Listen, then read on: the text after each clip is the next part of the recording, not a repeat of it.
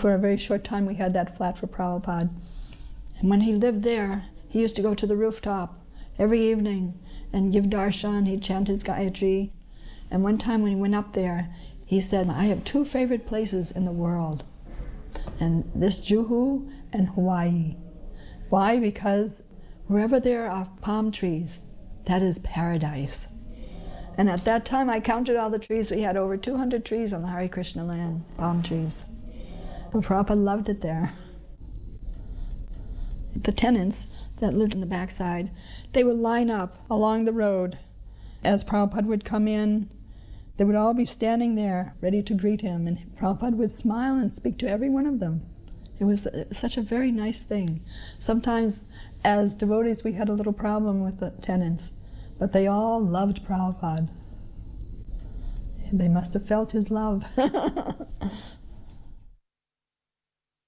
At this time, there were not that many people who came, but the people who did come were very devoted, like Manmohan Das Kejariwal. We did all kinds of life memory making together in Bombay, and these ladies, Gandharvika's mother, they cooked and they cleaned, they did everything. There was an awful lot of devotion in these very few people. When he gave lectures at night, there maybe had been 30, 40 people came. They were very attentive, and they were willing to do anything, like Mr. Sethi when he came. You know, he built a temple as a gift to Prabhupada, more or less. And rebuilt it also. We rebuilt it in one day, practically speaking, when they tore it down. So at this time it was, you can't really say anything was really happening. It was just try to collect some money, try to get it together. But Prabhupada really liked it there. I think he felt very at home in Bombay. He liked his quarters, even though they weren't very spectacular. It was just a plain old apartment, and he just liked being there. He liked the weather. He liked very much sitting on that roof at night. That's Mr. Sethi. He was very devoted. He practically did anything. This is the daughter of the warriors. They were incredibly devoted people, the whole family. This was the Gurukul kids. All of us came up and, you know, we'd made these garlands and we all offered it to Prabhupada. It was such a festival. We were all excited at the same time, very anxious, you know. At that time the temple was small, so it was more like a family, so everyone knew each other and everyone was one big family. And we were there every evening. Daddy was there like clockwork. He used to go to Mangal Artik and Guru Puja, and then he'd go to work. And the evening Artik, he would be there too. I mean, we had pictures at first on the altar, and then Bhaktivedanta Swami, he had given us this Chaturbhuj Krishna. So we used to go ahead and have artiks, and every day evening artik was my job. I was a pujari at home. So that was one thing Daddy had started at home, was to have the evening artik. 6 o'clock I had to come back and take a shower. By 7 I had to do the artik. And before he passed away, actually, the night before he got really sick and he had to go to the hospital. And he said, no, until baby finishes the artik, I'm not going. So then I came, I did the artik, and he was like breathing real heavy. He was really, really sick. And then after the artik, he left for the hospital, and next morning at 10 o'clock he passed away. That was the last I saw my dad. After I did the artik, he gave me a big hug before he went, and that was it. So, yeah. If it wasn't for Prabhupada, we wouldn't be doing that artik. He taught everything we have, everything we know. That's my dad and Mom, and that's Mr. Menon there. And that's my dad.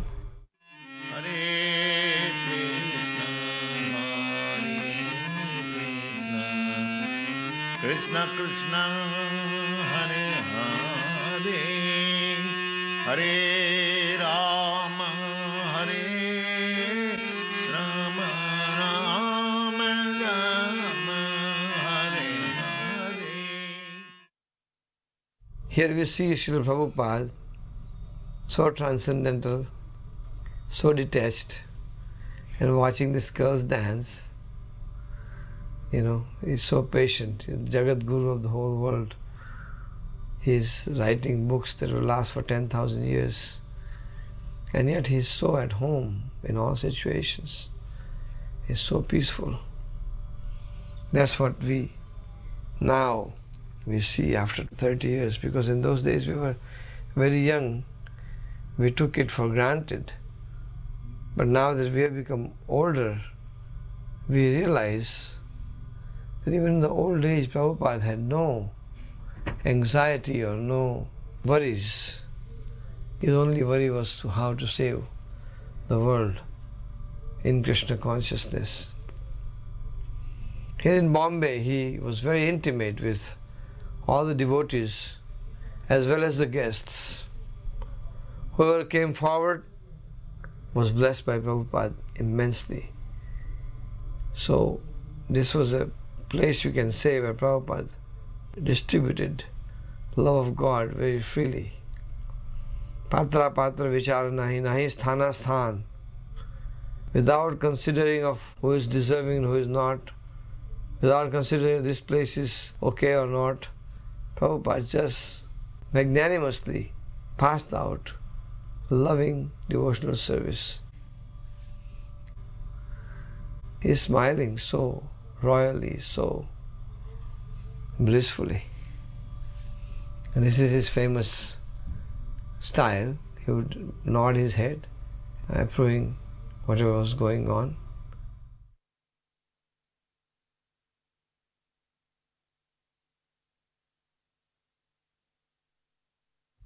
Akshananda Maharaj is asking Prabhupada, showing the book, and he's going to read now.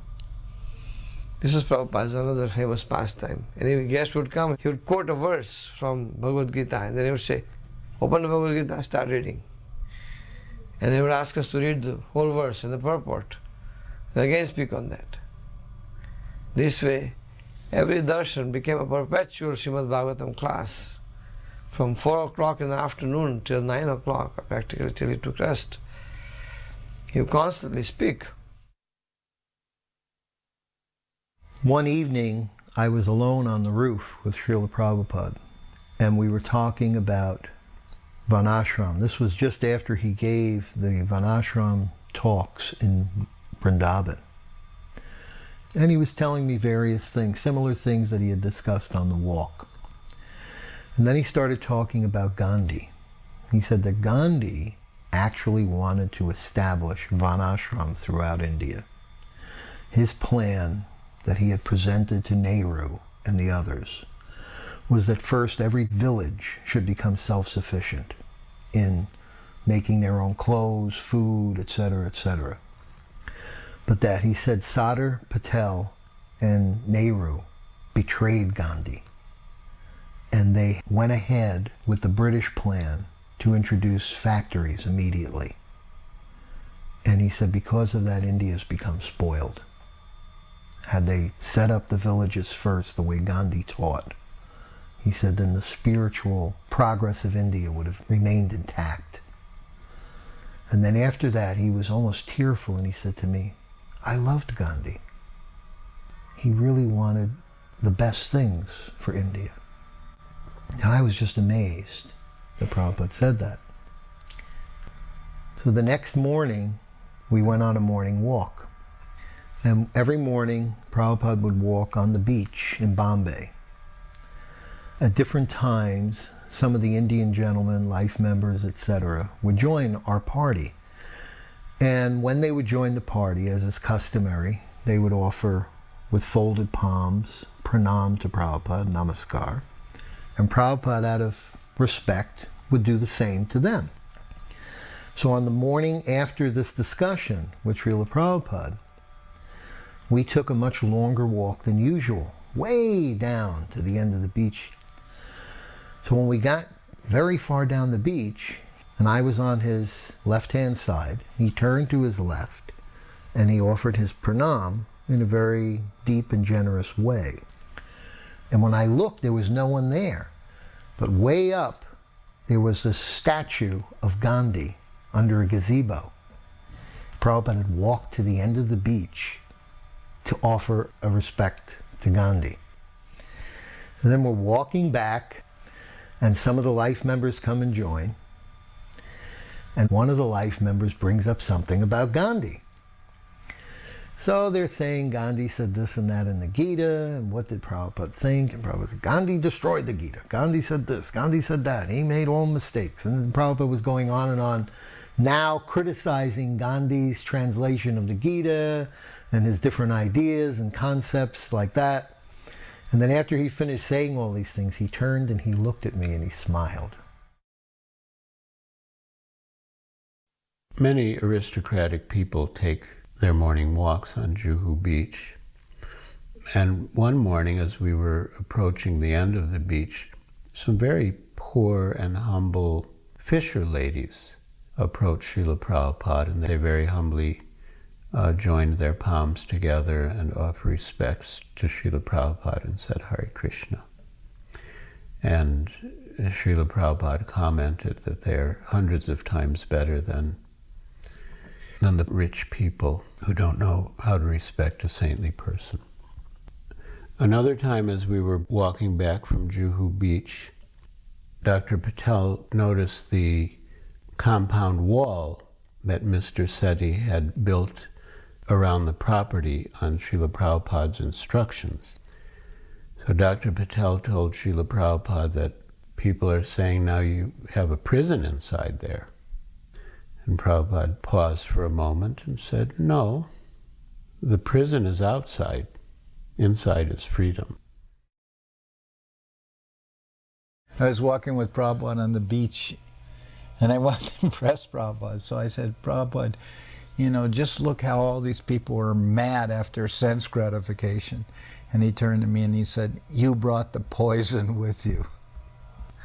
Which means that previously, India was Krishna conscious, and the Westerners brought, you know, the sense gratification of Western civilization to India. They brought the poison with them.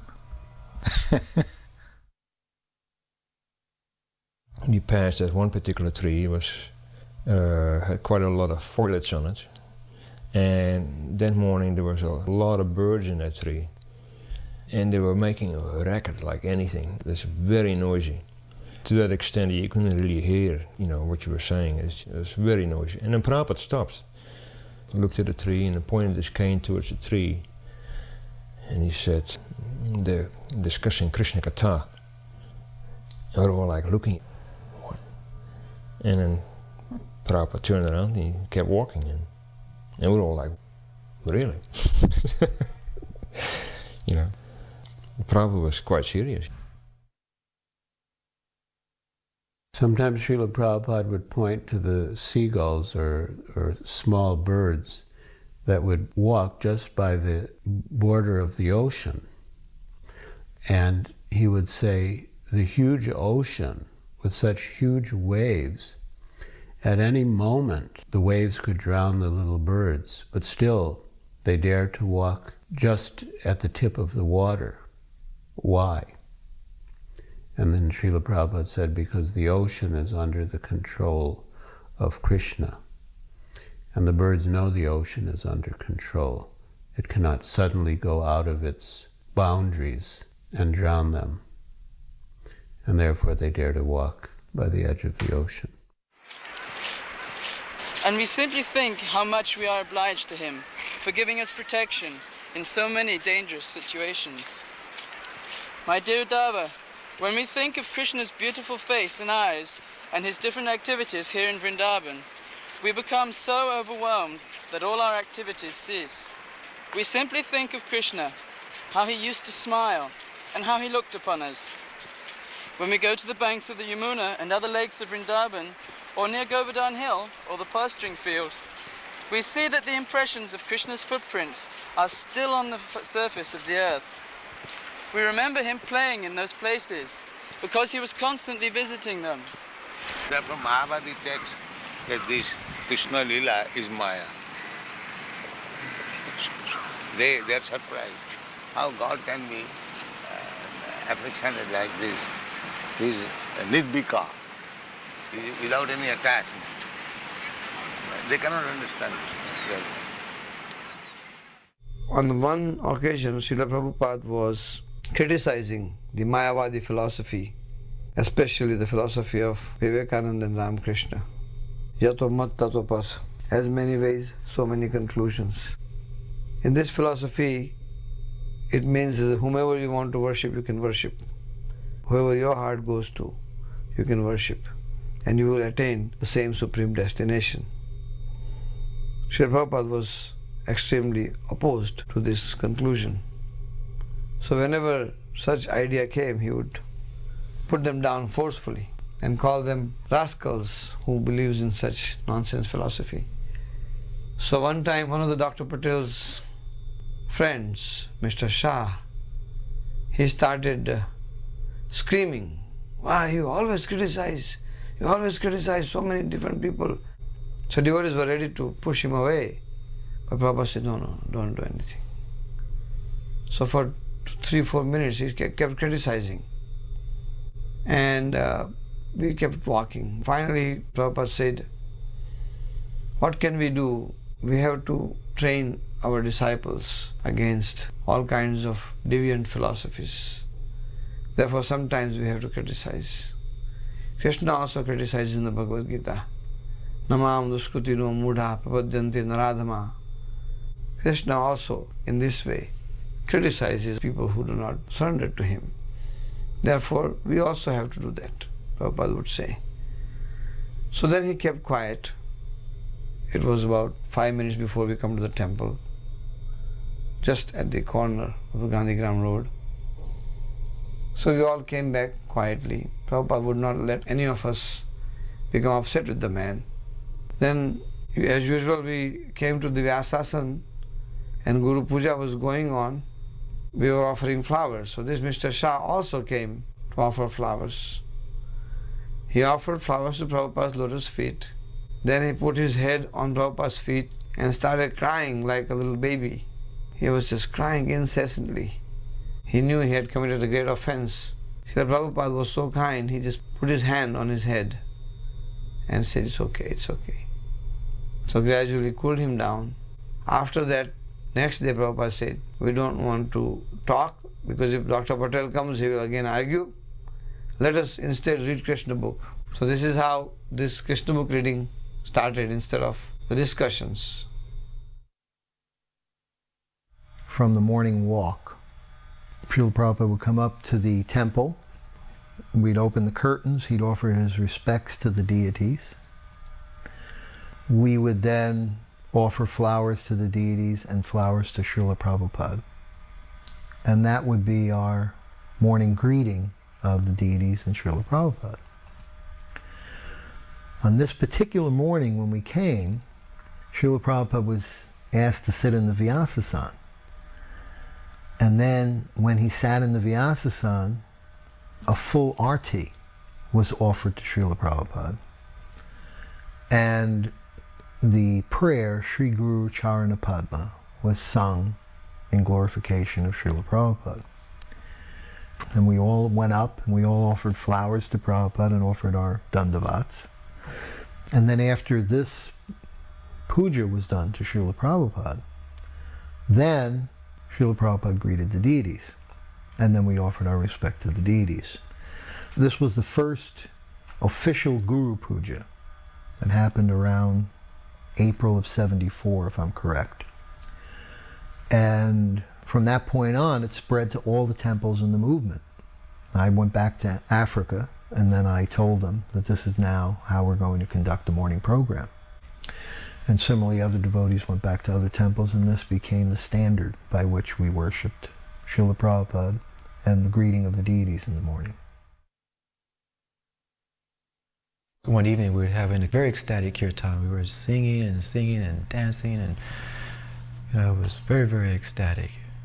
So I was trying to keep to the schedule, more or less, so that he could give class afterwards. But the kirtan this night just became very, very, it was wonderful kirtan. And the kanchil blows and the arti's over. So I said, okay, let me lead one more round. So I led one more round, and it got ecstatic. I said, well, maybe one more round. And it got really ecstatic, I said, okay, this is it. We're going to stop. The devotees had finished responding, and I stopped the kirtan. And I was in the process of bowing down, and I heard the kartal still playing, ding, ding, ding, ding, ding, ding. And I looked up, and Prabhupada, he was still going at the same tempo, and he was still in ecstasy.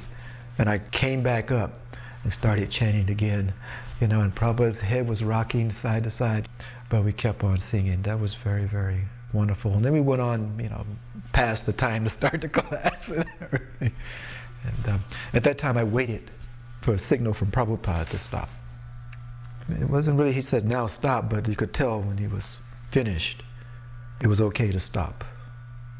So I waited for a cue, like a physical cue from his body. And at that time I became more attentive to his ecstasy as opposed to my ecstasy or our ecstasy. Always the kirtans after class. Every time Prabhupada finished the class, you'd go, thank you very much. Then the kirtan would start, and that was very special. The classes were so sweet and so nice and so fantastic that you felt like jumping up and down after Prabhupada gave a class. We just leapt up in the air in gratitude. We went wild. There I am, dancing kirtan like crazy. And Prabhupada would be noticing, looking at us. And when we would see his appreciation on his face, we could read the appreciation. And that would give us further boost, and then higher we would jump. We were realizing this was giving him great pleasure. So we were young and energetic, and we thought that was the best use of our energy, just dance for Prabhupada's pleasure. And of course, Radha Rasbihari were pleased. Great kirtans. Yeah, that was an amazing place and amazing times. We're so fortunate being in Bombay. Dinanath was there, and he was leading, and he would lead of such a wonderful kirtan. And Gargamuni had come from Calcutta with his tape recorder because he liked to make tapes to give to his life members. So Dinanath was going from one end of the temple to the other end of the temple, and all the brahmacharis running back and forth with him doing an ecstatic kirtan. And Gargamuni was so funny, chasing after him with his tape recorder and trying to keep it to his mouth and chasing this way and chasing. It was really a funny scene. And Prabhupada was sitting on the Vyasa sign laughing. Hare Krishna, Krishna Krishna, Hare Hare, Hare Rama, Rama Rama, Hare Hare.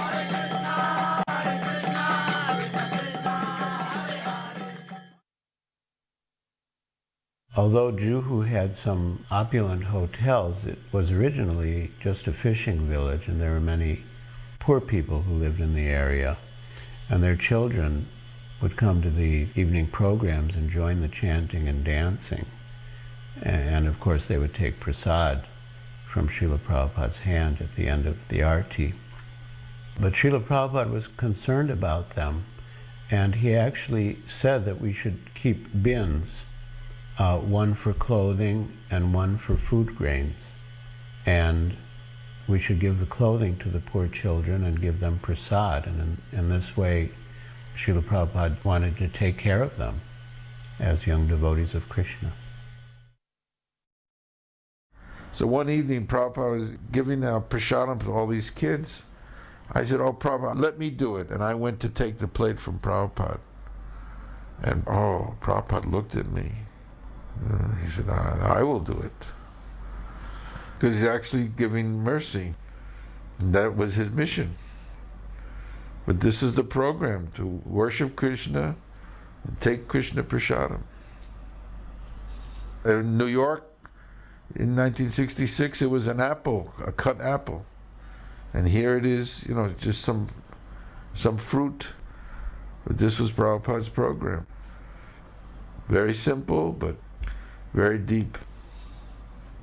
And Prabhupada gave his full attention to it. He wasn't doing it in some offhand, quick way, but very deliberate. Prabhupada pointed out in his talks that even well-to-do people would come to get this prasadam. They didn't need it. They weren't in need of food, but they valued it as something spiritual, something that could help them in their spiritual life. And this, Prabhupada said, was the purpose of prasadam. It's not just an altruistic activity that we give prasadam to poor people or destitute people. We can do that, but prasadam is for everyone, because spiritually we are all poor, we are all destitute. We need this mercy from Krishna. And Prabhupada was very generous about it. The children would sometimes come twice or even 3 times, and Prabhupada would smile and wag his finger at them, but he would give them again and again. Prabhupada came, and he went into this room where there was a cushion and bolsters and a little table, and he sat down to speak to the team, and I brought him in a plate of sweets and fruits and things and put it down in front of him. And he just stopped, and he turned and looked up to me, and he said, "Thank you very much." I knew that he did not mean thank you for the fruit or thank you for cleaning the apartment. He was just saying, thank you for giving your life. And that was so gratifying when any devotee got that kind of reciprocation with Prabhupada. It made it all worthwhile.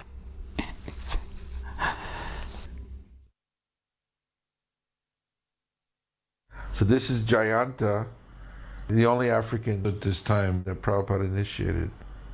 We brought him to meet Prabhupada.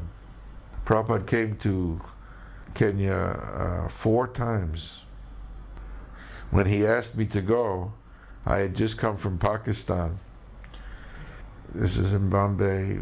Prabhupada said, "What will you do? What is your program?" He said, "Oh, I think I'll send you to Africa. If you go there," he said, "then we will be on all the continents." And he said it in such a way that, it was so inspiring. Another time, in that same little temple room, Prabhupada came down to give the Bhagavad Gita class, but Jasamati Nandan was there. He had come from America, tried to settle in Bombay. So Prabhupada told him, "You give the class." Just like that, on the spot, he had to sit in front of Prabhupada and give the Bhagavad Gita class. And he gave it in Hindi. And Prabhupada just sat on the Vyasasana and smiled. He was so pleased with his class. And every once in a while, he'd tell him something in Sanskrit. Otherwise, he just let him give the whole class all by himself.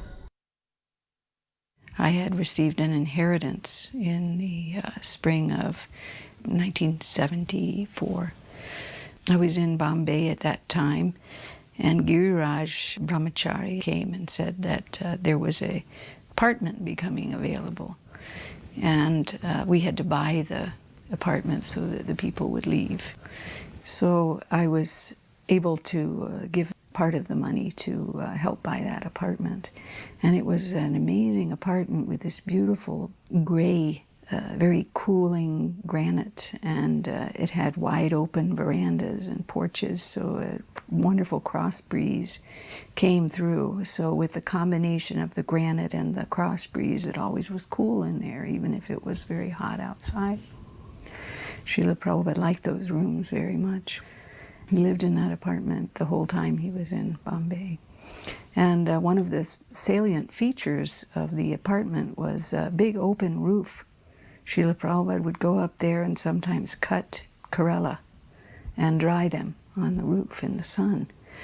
And so Palika and I had an idea to make him a wonderful asana up there. And we arranged to have big white pillows made and big white seat for him. and put them in front of a neem tree on the roof. And Srila Prabhupada would go up there every evening, and he loved to sit on that asana in many different poses. Sometimes he would sit horizontally with his legs over one pillow and his head over another. And sometimes he would sit cross-legged, and sometimes up with his knees drawn up. And it appeared to me at that time that he was extremely robust in health and very jolly in his mood. Things were progressing in Bombay nicely at that time. And he would sit up there, and whoever would come, they were destined to see the most wonderful aspects of Srila Prabhupada's personality, his character, his nature, his eloquence, his gracefulness, his aristocratic bearing. So many aspects of him were in full display.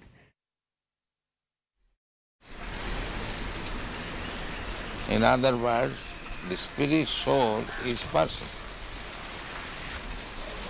As much as God is also person. Imperson means the covering. Try to understand. The covering is imperson, not the living being who is covered. He is not imperson. His person. Very simple example. The coat shirt is imperson, but the man who is putting on coat and he is not imperson. His person. So, how God can be imperson? The material energy is imperson. That is explained.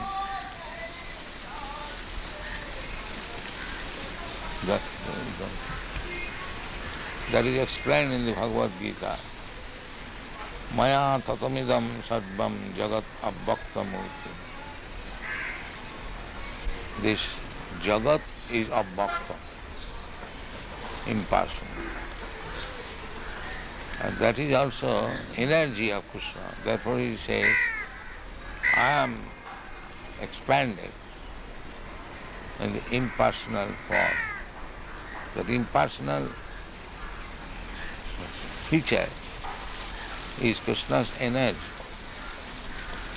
So the material covering is impersonal, but the spirit soul or the super soul is personal. Any question in this? This very intricate question. Anyone? I remember around this time, I unfortunately grew restless with my duties while I was in Juhu, and I wanted some other service rather than just being a servant. So I wrote Prabhupada a note about that, and I put it on top of the letters one day. Instructed me, and he said, don't be a monkey jumping here and there looking for some different service. Keep the service that you have and be satisfied with it. So I immediately felt terrible that I had asked to leave my service. And I wrote him another note back and apologized that I asked to be transferred, and I said, please, I'm satisfied, I don't want another service. Don't throw me away. And he wrote me a little note on top of that one, and he said, you are very pure. May Krishna save you from calamities. But then later in Geneva, very animatedly, he was talking about the need for a library party. Now, who's going to do this? We need this. We need our books distributed all over the world. We need a library party. But no one is doing this. Who will do this? And I was in the room and I said, I'll do it. He said, well, then do it. Then I left the room and I was with the other sannyasis and I said, well, I guess I've got this new service. And they said, yes, well, you wanted some new service, so now you have a new service.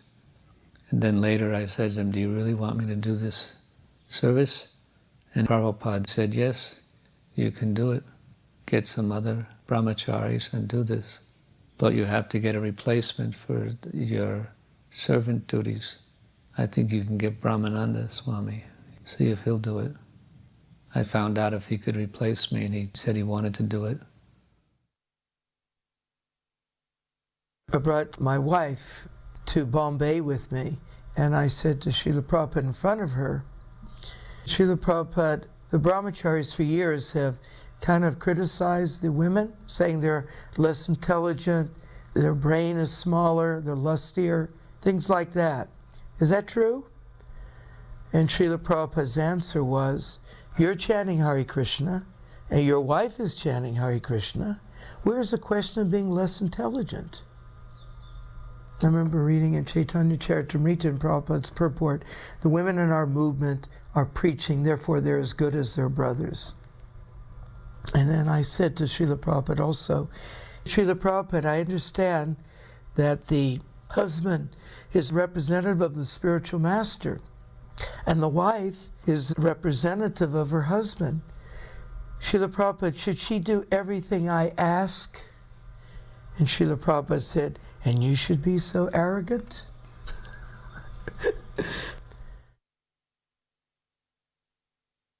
Well, you know, I had been cooking for Prabhupada for a long time, but I really had a hard time making chapatis because we were always in places where there were no proper stoves. To make a good chapati, you need a gas stove at least, or coals.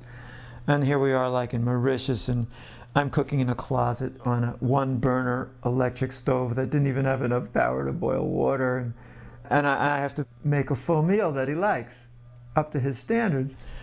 So Prabhupada was complaining about the chapatis, and I said, you know, I can't get any wheat, I don't have any stove, it's impossible. This was going on many times in many places, just having to cook in the worst facilities you can imagine. So finally we get to Bombay, and there are good facilities, and there's good wheat. Prabhupada knows it. However, the gas stove I had such a low pressure, there was only about maybe a little flame like this. So I had made chapatis, and they didn't blow up all the way. You know, I was really trying my best. So then Prabhupada tells me, he says, you are so useless. Big brain, you can't even make a chapati. You know, I had been struggling with those chapatis for months now. I was so fried with hearing about chapatis. I said, Prabhupada, no one can make a good chapati in that kitchen. Prabhupada said, no one? I said, no one. He said, get out of my way. He stood up, he marched into the kitchen with me following behind him. He sits on the floor, says, give me the dough. He's making with the dough, rolls his chapati, puts it on the burner, takes it off the burner. And I'm just sitting there very peacefully, waiting for the outcome. And he's looking at me, and he puts the chapati on the flame, you know, turns it over, it doesn't blow up. I thought, I got him now. He's never going to get on my case about that chapati again. Prabhupada looks at me like he's going to burn me to ashes. He's making with the dough, rolls his chapati, puts it on the burner, takes it off the burner, puts it on the flame. It blows up perfectly. He picks it up with the tweezers and throws it right in my face. It bounces off my nose. He stands up and walks out of the kitchen. And I'm sitting there. It was really funny. We had that kind of relationship sometimes. Sometimes 74, Prabhupada asked me I should go all over the world and cook and kirtan and preach. So then again, after 1 month, Prabhupada comes to Bombay. He said, why are you here? I said, I cannot go. I'm not getting passport. He said, why you're not getting passport? I said, in the form required father name, and I don't know who is my father. He said, okay, bring that form. Then he called Aditya and said, type his father name, A.C. Bhaktivedanta Swami Prabhupada. And then he signed in that form. Then he put the stamp, ISKCON stamp. And after 2 days, I got the passport. And ever since in all my legal document, if my father's name required, the Prabhupada name comes. When we become free from these artificial designations,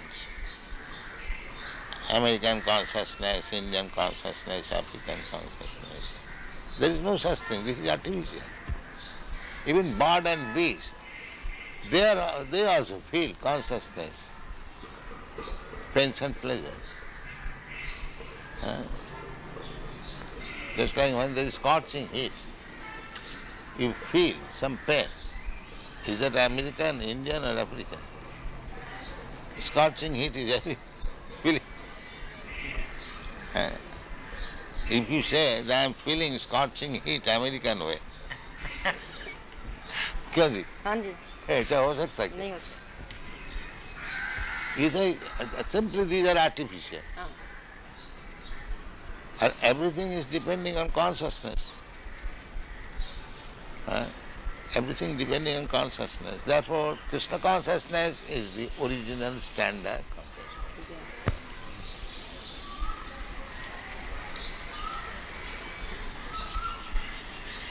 So, we are giving the name Krishna consciousness very, what is called, thoughtfully. Prabhupada installed Monkey Bihari in Nairobi, and I was getting offering plates and so on in Calcutta, and I had this idea to get a pair of, I guess you call them padams or sadhu shoes, but made of silver and very nicely engraved and with Prabhupada's name and founder Acharya. And my idea was to take these and touch them to Prabhupada's feet and then bring them back to Nairobi and, worship, have on the altar. So one morning at the Guru Puja, very ceremoniously, I placed them on the cushion for Prabhupada's feet where the flowers were put. And Prabhupada saw them, bright, shiny silver, and he was approving very nicely. And then he put his feet into them, and Prabhupada was like wearing them. After the morning program, then Prabhupada went to leave wearing the shoes. I just wanted Prabhupada to touch his feet, and I was going to take them. And Prabhupada took them. And I was surprised. And Prabhupada could see my surprise.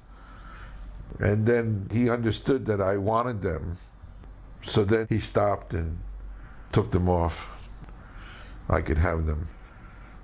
But he was wearing them very nicely. In order to build the Juhu temple, we needed a no objection certificate from the police commissioner.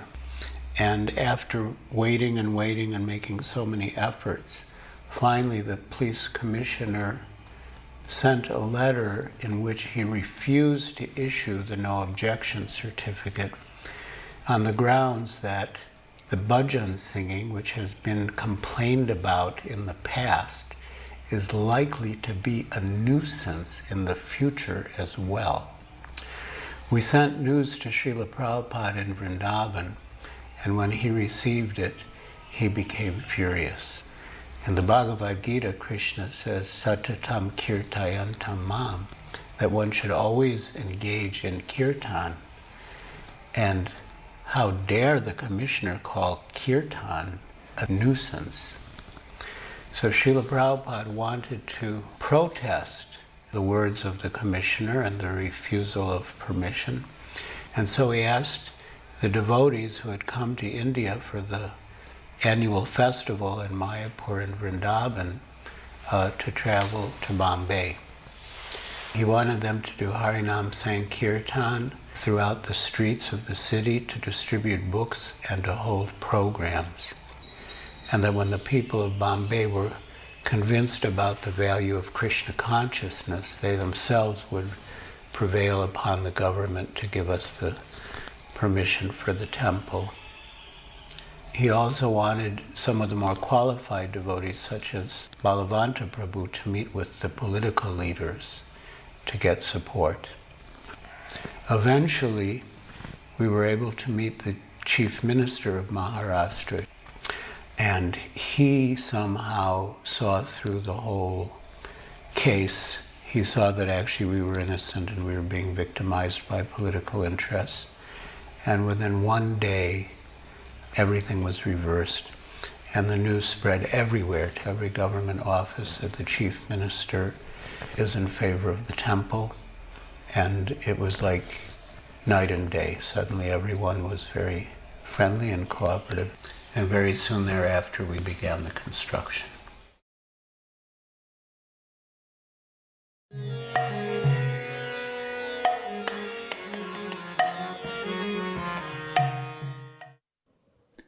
We had just constructed a temporary temple in the center of Hyderabad, and the land had been donated by one prominent sweet merchant, Sri G. Pullareddy.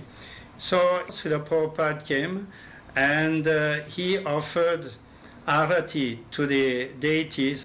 At that time, we had not given any name to the deities. We were just waiting.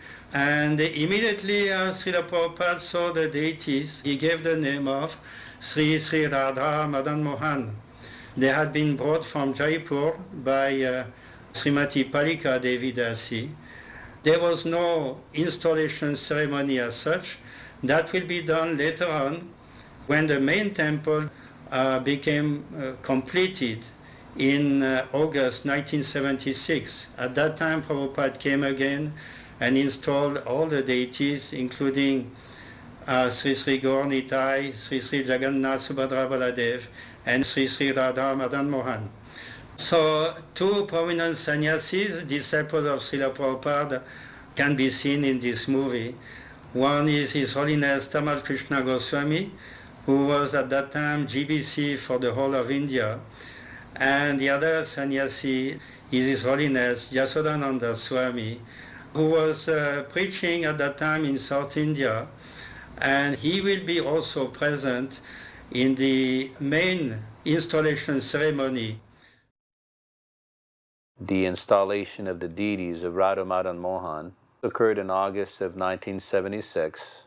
We discussed with Prabhupada and we made an arrangement to get 12 South Indian Ramanuja Vaishnava Brahmins under the leadership of Sampat Kumar Bhattacharya, who were very versed in these ritualistic ceremonies of how to open a Vaishnava temple. When Srila Prabhupada came from the airport, they gave him a very grand reception, and they actually performed a Charya Puja, and there is even a recorded lecture where Srila Prabhupada discussed how in this age there are very few Brahmins left, but he was pleased that in South India he considered that there were still some bona fide Brahmins. Prabhupada had a very interesting conversation in his room with some of these Brahmins, and he requested them to arrange to take Srila Prabhupada to all the major temples of South India. I want to go there and re-establish Varnashram Dharma in South India. And Srila Prabhupada was preaching to them how it was the responsibility of these educated, scholarly Brahmins, very cultured people, to take this up and preach to the local people. And Prabhupada says, I will come and show you. But overall, Prabhupada was very pleased with the opening of the temple. And on the Vyasa Puja day, there was a grand ceremony for Srila Prabhupada's Vyasa Puja. So it was a pretty blissful experience.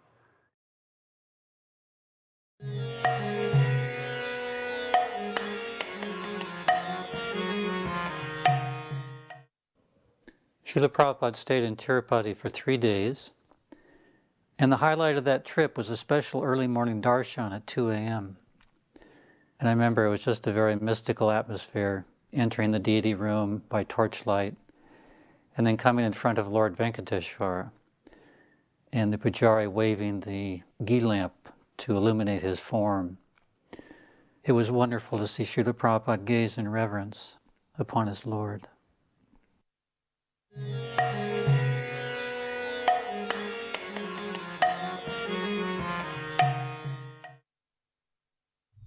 At the time, Prabhupada wasn't very well, so he was traveling with his own personal cook, who was Sasrup Maharaj. But when they arrived, they had just come from India, Sasrup had hepatitis. So then it was decided that I would be his cook. So because of that, Prabhupada was very involved in the cooking. So on 3 different occasions he came into the kitchen. And on this one particular time he came in to cook lunch. And he cooked the whole meal along with me and whoever was helping, Narmada. For some reason, I'm pretty sure we made asparagus that day. I had cooked for him previously, but one of Prabhupada's endearing qualities, just his like pure innocence. He'd come into the kitchen, and this was a very, very tiny room. And Prabhupada would walk into the kitchen and he'd see a bowl of chickpeas. And he pointed everything. What is that? He'd be just so curious, but never sort of like imposing, or, he would just be like this pure innocence. And what is this? What is this? What is this? Like curious about everything.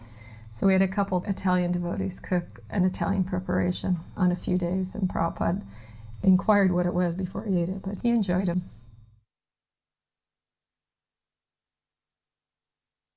This particular footage was taken in May of 1974. It was the very first big public festival program that Prabhupada was present at.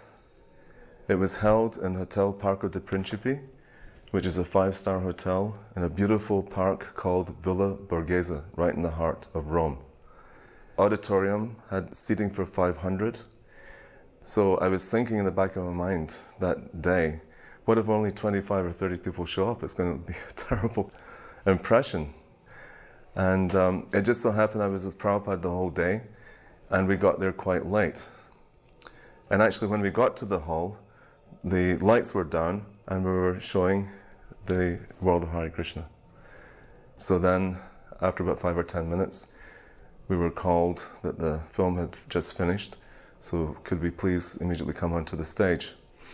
And when we got onto the stage, the lights went up, I noticed that every single seat had been taken. It was absolutely amazing. Then I noticed that there were people standing at the back of the hall, there were people down the 2 sides of the hall, and there was even people sitting in the aisle in the middle. So I reckon there must have been at least 800 came to that program. And Prabhupada turned to me and he said, these Italians, they're very interested in Krishna consciousness. They want to hear. So after the kirtan, Prabhupada started to speak, and the translator was this very nice Italian devotee called Ali Krishna. So Prabhupada spoke for 45 minutes. Then he asked for questions. And there was a forest of arms shot up. It's just amazing. It was hundreds of people wanted to ask a particular question. And Prabhupada turned to me again. He said, just see, they really want to understand. I'm very happy that they have this enthusiasm for learning Krishna consciousness. So Prabhupada spent about an hour answering questions. Then we had another kirtan, we distributed prasadam, and then we went back to the temple in Via Mistretta. I was a very young student. I was 17 years old, and I was very much interested in looking for some serious answer, real answer. Because I born in Assisi, I was willing to join the monks there. I started to become a monk. But then I became discouraged because everything was very mysterious, no answer to my questions, about death, about life after death, no answer. And I discovered the temple was just very close to my house, 100 meters. So they invited me for the Sunday feast. Because I just arrived there, I never saw them before. And I went to the Sunday feast, and practically I joined almost immediately. And I stayed there up to midnight. So Mahaprabhu was, the devotee was preaching to me. And immediately we became very close friends. And after a month, Prabhupada arrived in the beginning of May. The first impression I had that the devotee, they were working so hard, for Prabhupada's arrival. Working day and night, especially Somaka Prabhu. So much love the devotee they had for Prabhupada. I never saw anything similar before. And that love impressed me even more when Prabhupada arrived. Because I remember there were many devotees coming from all over Europe. And when he arrived, everybody crying. All the devotees, maybe 150 devotees, everybody crying, chanting and crying. Such a deep affection, such a deep love, you know. And I saw a very, very deep relationship. And what impressed me, another thing, that Prabhupada arrived in Rome, coming from Delhi, from India. Immediately he went to the temple, and I was so impressed how very slowly he paid his obeisances with such a deep devotion. We had Gornitai just installed a few days before. And immediately after, he sat on the Vyasasan, and he gave a class, he gave a speech to the devotees. I thought he's coming from a long, long distance. He must be very tired, and you know, he was traveling in the night, but he was very fresh, you know. Everybody so enthusiastic, you know, such an unbelievable atmosphere. I mean, I was becoming convinced very quickly that he was in touch with God. So I got such clear information from Prabhupada's philosophy. I became immediately convinced by the philosophy.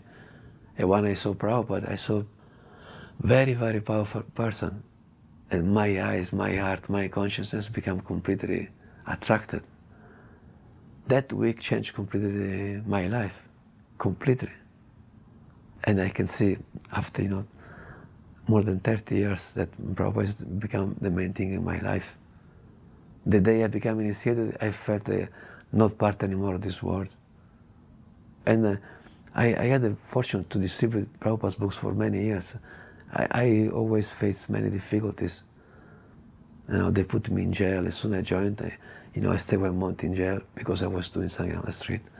I was 1 year in Greece doing something on the street. A couple of times somebody tried to kill me with a knife. I don't feel difficulties. Thanks to Prabhupada's mercy. It completely changed my life forever.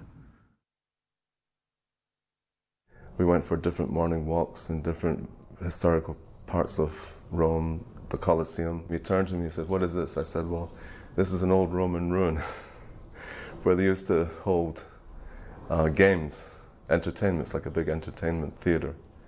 And Prabhupada said, "And what is the purpose of it now?" I said, "Well, it's considered an historical monument." And then Prabhupada asked me, "Are there any toilets inside?" I said, "No, there's no toilets." He said, "What is the point of maintaining such a huge building and you can't even go to the toilet?"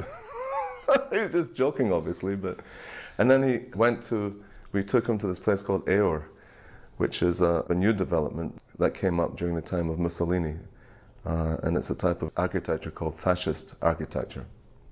And there was very tall buildings there. And Prabhupada commented, he said, "Just see, they have not learnt from their mistakes.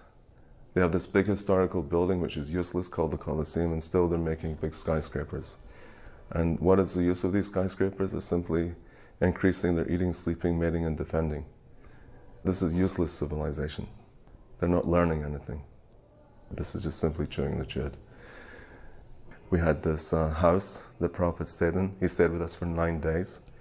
It was a detached house with its own garden. And Prabhupada very much liked the weather there. All the neighbors on that street, that small street where the temple was in Via Mistreta, would come every morning, knowing exactly what time Prabhupada was going to go for his morning walk.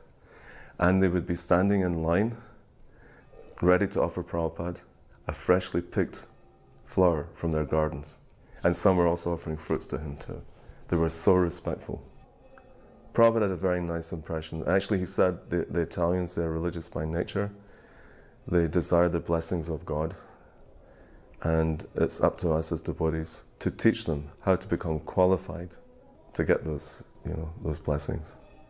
Hare Krishna, Hare Krishna, Krishna Krishna, Hare Hare, Hare Krishna, Hare.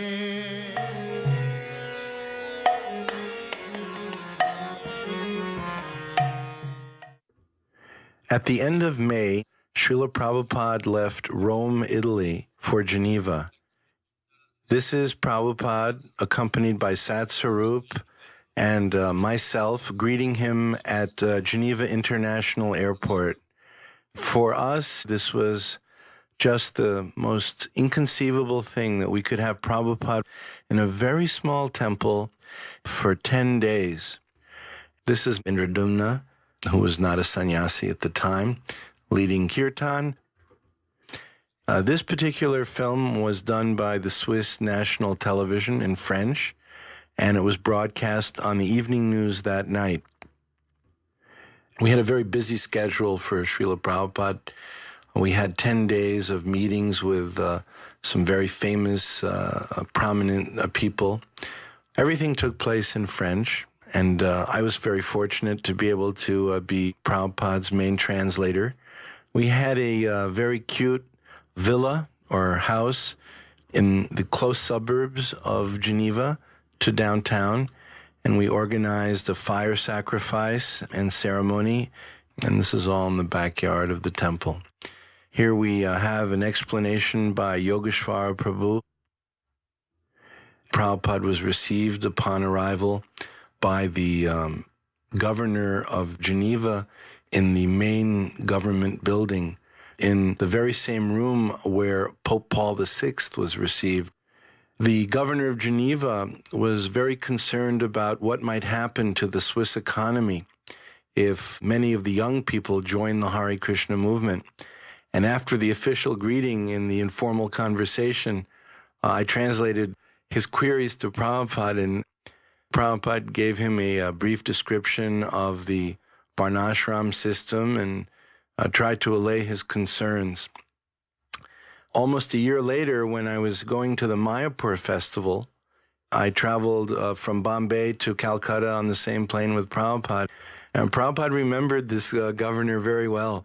And he called me over and asked me to sit next to him and said, "So, is the governor still worried about the Swiss economy if everyone joins the Hare Krishna movement?" And then he laughed. We organized a festival in the Salle du Faubourg in Geneva, a very famous room. Over 1,000 people came. If you consider that Geneva is a famous city, but a very small city with, at the time, I think about 180,000 to 200,000 residents, getting 1,000 people into a festival hall, that's a significant percentage of the local population. We distributed books for so many years. We would literally knock on every single door in the country about once a year. And we had to make sure that people had a pleasant experience with the devotee knocking on their door. Hopefully they would take a book, but even if they didn't take a book, we'd be back a year later.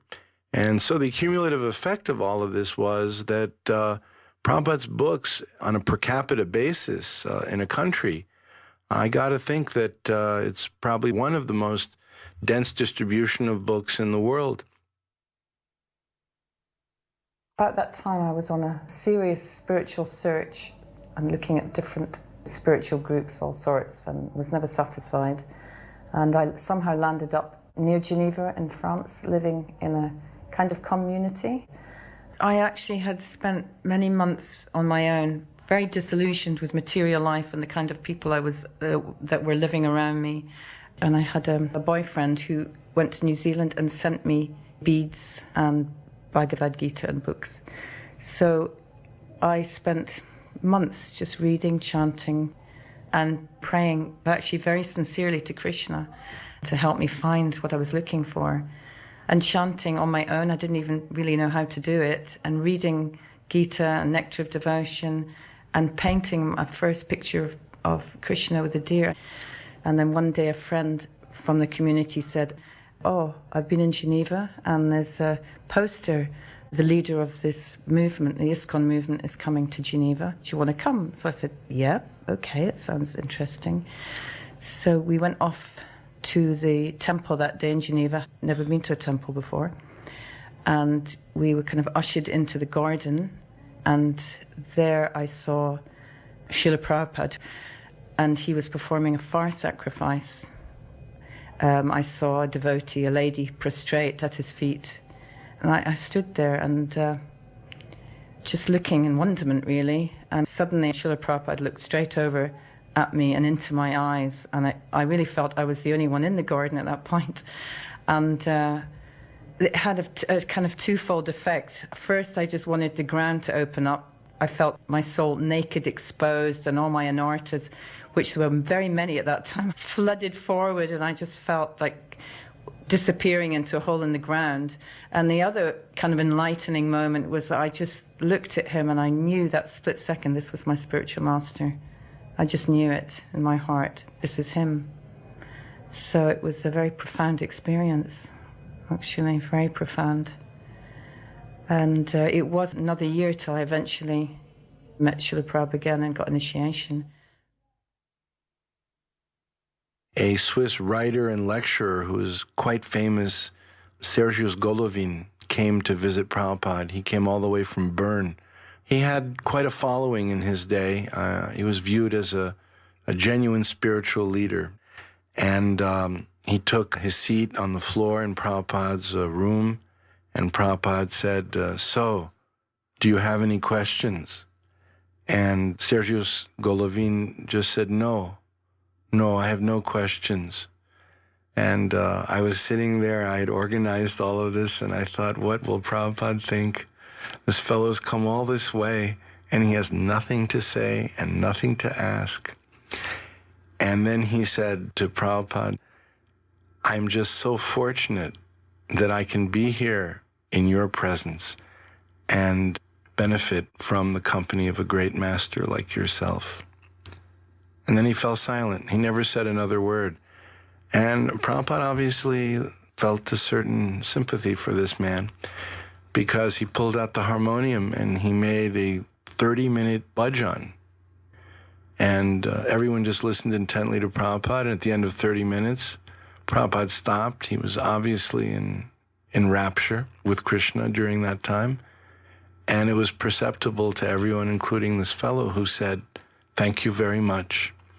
And then Prabhupada said to me, make sure he gets prasadam on the way out.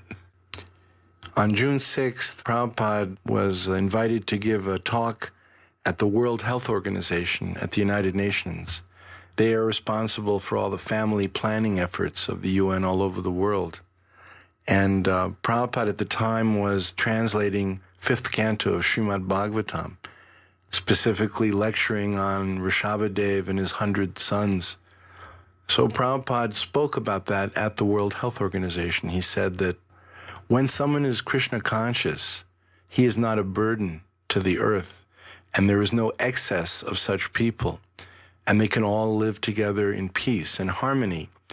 And the title of Prabhupada's lecture was The Myth of Overpopulation. It got a good turnout at the UN because it wasn't the perspective they're used to hearing.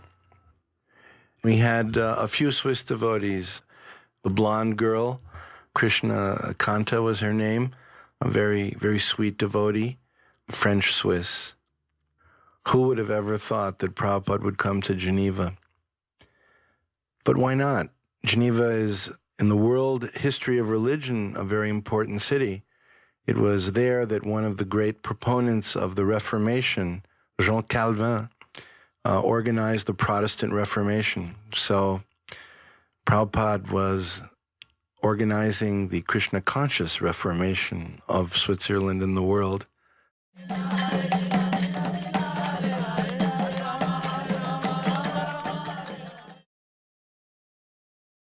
Now, here we are.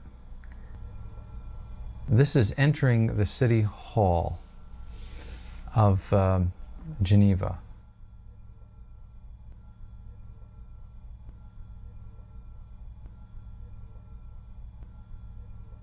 This is Srila Prabhupada being shown through the entranceway. And somehow or other we managed to have Srila Prabhupada received as a dignitary in the large capitals of Europe. That happened in Rome, it happened in Geneva, it happened in Paris. And this is a telling moment. Here you see Srila Prabhupada seated while the mayor of Geneva issues his greeting. And that's Guru Gauranga translating the mayor's remarks from French to English. And often there would be a declaration or some kind of plaque or something that would be handed over as a way of acknowledging Srila Prabhupada's visit to the city.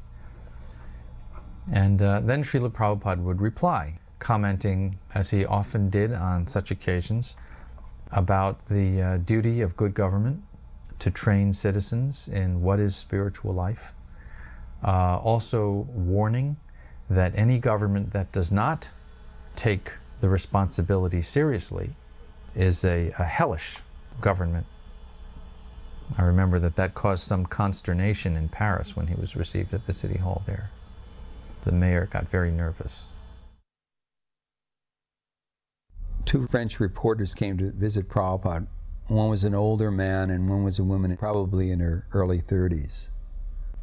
Prabhupada didn't tell pastime stories, mostly preached about you're not that body, a lot of philosophical things. But he didn't generally tell so many stories. And this woman was sitting there and he starts telling her this story about how this demon kidnapped 16,000 princesses. And Krishna finally came and killed the demon. And the princesses approached Krishna because they were really attracted to Krishna. And Krishna looked at them and he said, "Come on." And that's how Krishna ended up with 16,000 wives. So as I'm listening to the story, I'm thinking, this is a pretty incredible story to tell a reporter, especially in the Western culture where everything is so rationalistic. But he told that story, and when he quoted Krishna as saying, "Come on," that reporter's face lit up as only a woman who had some experience in the world of heartbreak could understand. And even though the number of wives may have sounded so incredible, that affection he had towards those princesses touched that woman's heart. And she just lit up. It was beyond the rational. It was just on the level of an appreciation of the loving heart of Krishna by this very intelligent, very sophisticated French reporter. And it was a very wonderful moment. I remember Prabhupada in a small temple in Switzerland. At one time he gave a class and he was describing how we should build a very nice Singasana in our heart and invite Krishna there. You know, it should be as beautiful as we can. It can be in gold, it can be in jewels, diamond, and we should sit him there and then worship him. It was very impressive. I remember also asking Nitai, who was Prabhupada's secretary at the time, did Prabhupada mention where he would go next life for preaching? And Nitai told me Prabhupada said he would go on the lower planets to preach in the next birth. That was the most viral thing. He said very, very clearly, yeah, Prabhupada said he would go on the lower planets to preach the message of Krishna.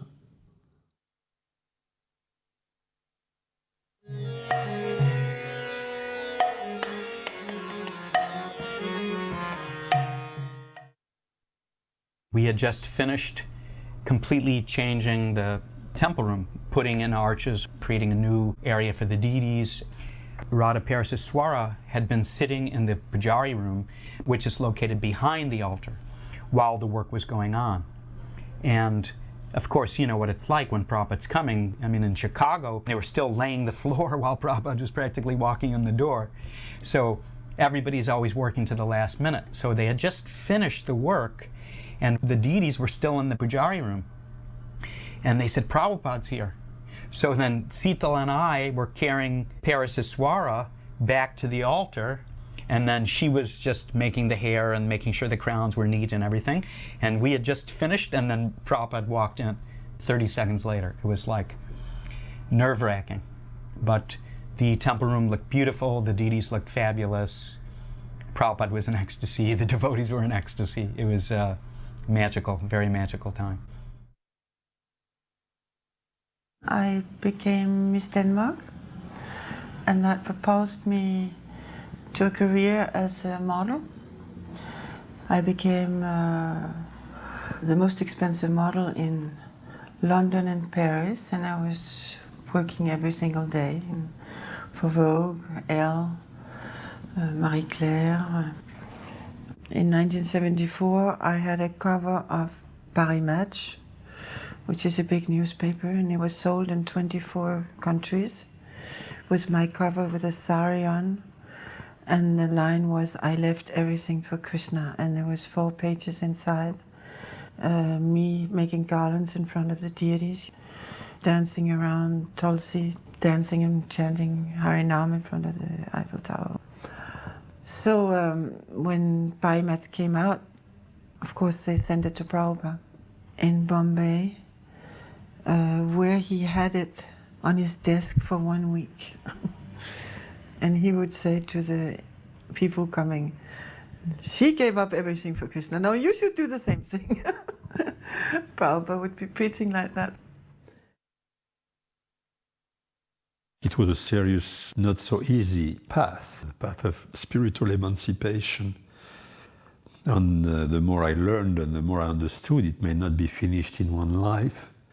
So I asked him if, when I leave my body and I'm not a pure devotee, in my next life, is that you who is going to be my spiritual master? And Prabhupada reflected like this. And he said, you don't have to worry, all the arrangements are already made. Every day you had chanting, Janme, Janme, Prabhu say. That was important for me. You have a relationship with this person, and it's eternal, it's not going to be broken. You know, I will try my utmost all my life, but then if something happens, is he going to be there, you know, next life? But I say yes. Oh, that was very, very important for me. I can see myself here getting my initiation beads, and this is I think the best moment of my whole life, to actually get my beads from Srila Prabhupada and to feel like this connection was made. I think I cried the whole way through the ceremony. I remember when my neck beads were put on, Krishna Bhamani put my neck beads on, she's saying to me, you can't cry in front of the deities. And I just looking at Srila Prabhupada, and just this moment of actually getting initiated was so overwhelming that I just couldn't stop the tears. And I remember looking at Prabhupada's eyes. It looked like Srila Prabhupada had tears in his eyes. His eyes were wet. They were like floating with water. Srila Prabhupada liked to receive the devotees in his room, and very often when the devotees were coming, they were also bringing their children. So there is some very nice, sweet exchanges between Prabhupada and the children. The little children would go next to Prabhupada or go under his desk and play with his feet and do some little nice things children do. And Prabhupada was always very, very sweet and kind with them, and of course most of the time he would give them some prasadam. But of course, the biggest thing about children with Prabhupada was his teaching of how to manage the Gurukul. And because I did the Gurukul for 10 years, I have a lot of experience with Srila Prabhupada and the children. And the thing that were the most important was, one, that devotional activities should never be forced on children. It should always present it to them in a way that they like it. And the other was that to use our common sense in dealing with the children, because so many things were done wrong because of trying to apply in a very, very rigid way the principles of Krishna consciousness as they were applied to adults. And this brought a lot of havoc in the Gurukuls. But Prabhupada, when he saw these problems, reminded everybody, use your common sense. We had a very big engagement for him in the biggest hall of Paris, which was called Salle Pleyel. Srila Prabhupada sat on the Vyasasan on the stage, and immediately at the back of the hall, French students start shouting, "Get down, not on the throne." So, Prabhupada said, well, you can sit on this throne. Anybody can sit on the throne if he's qualified. Then they quiet down, and he started his lecture by quoting the Bible. The beginning was the Word, and the Word was God.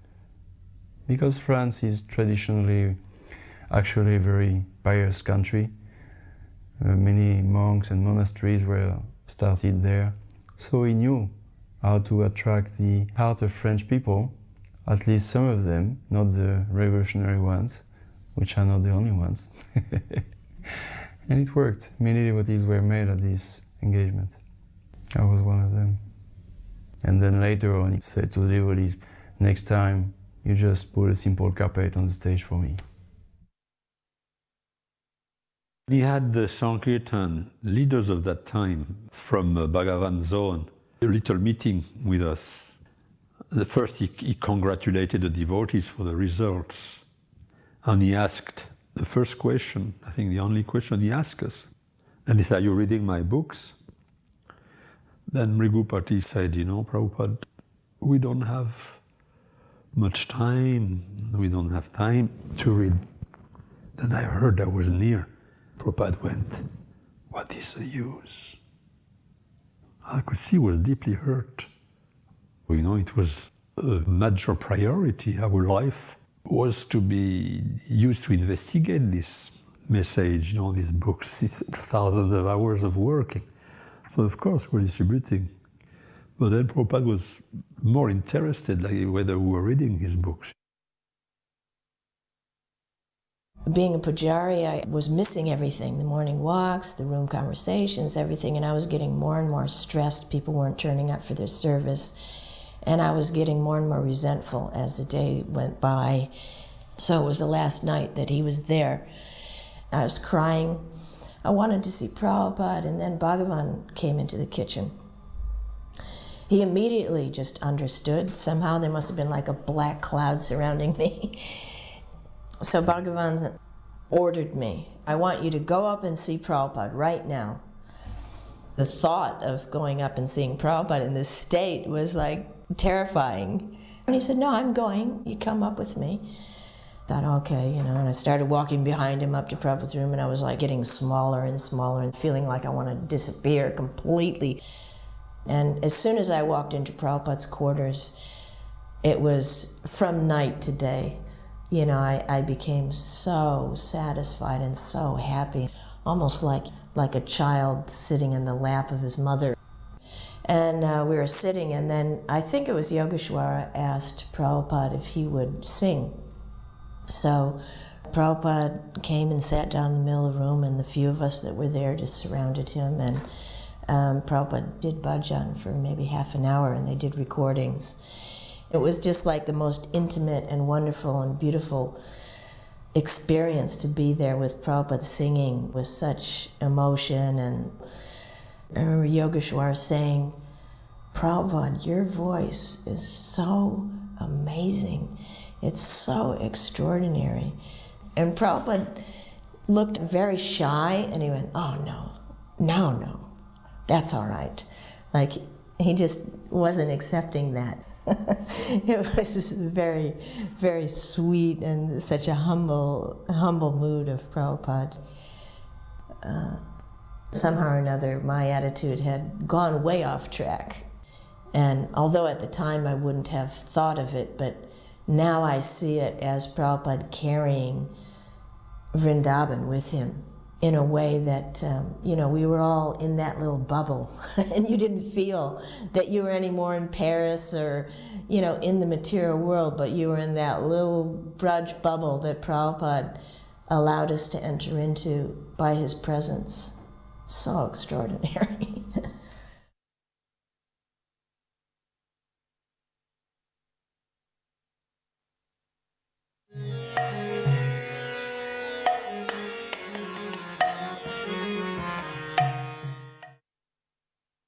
Prabhupada came, and we picked him up in a fleet of Volkswagen buses, which were all brand new, because our Sankirtan activities were fabulously successful. And Prabhupada was very impressed by that.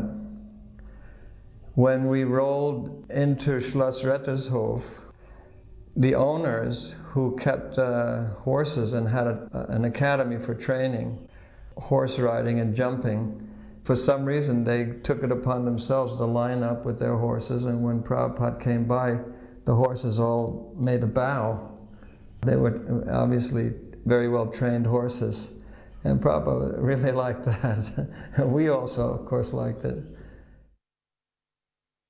This particular footage from Germany would have been lost if it would not have been handed over to us by one Christian priest who was in ownership of this footage.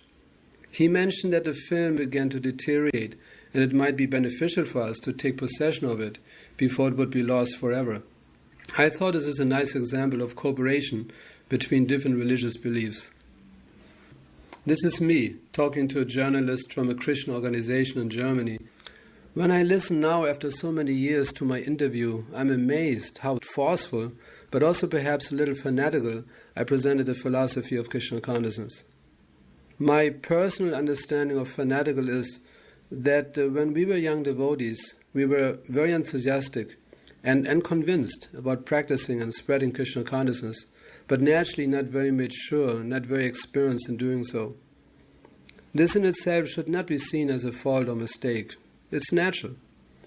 We have seen on several occasions how Srila Prabhupada defended the behavior of his disciples, who were very serious and sincere, yet he certainly expected that in due course of time they would become more and more mature. At that time, Professor Durkheim came, and he is a huge, well-known personality in psychological departments of practically every university.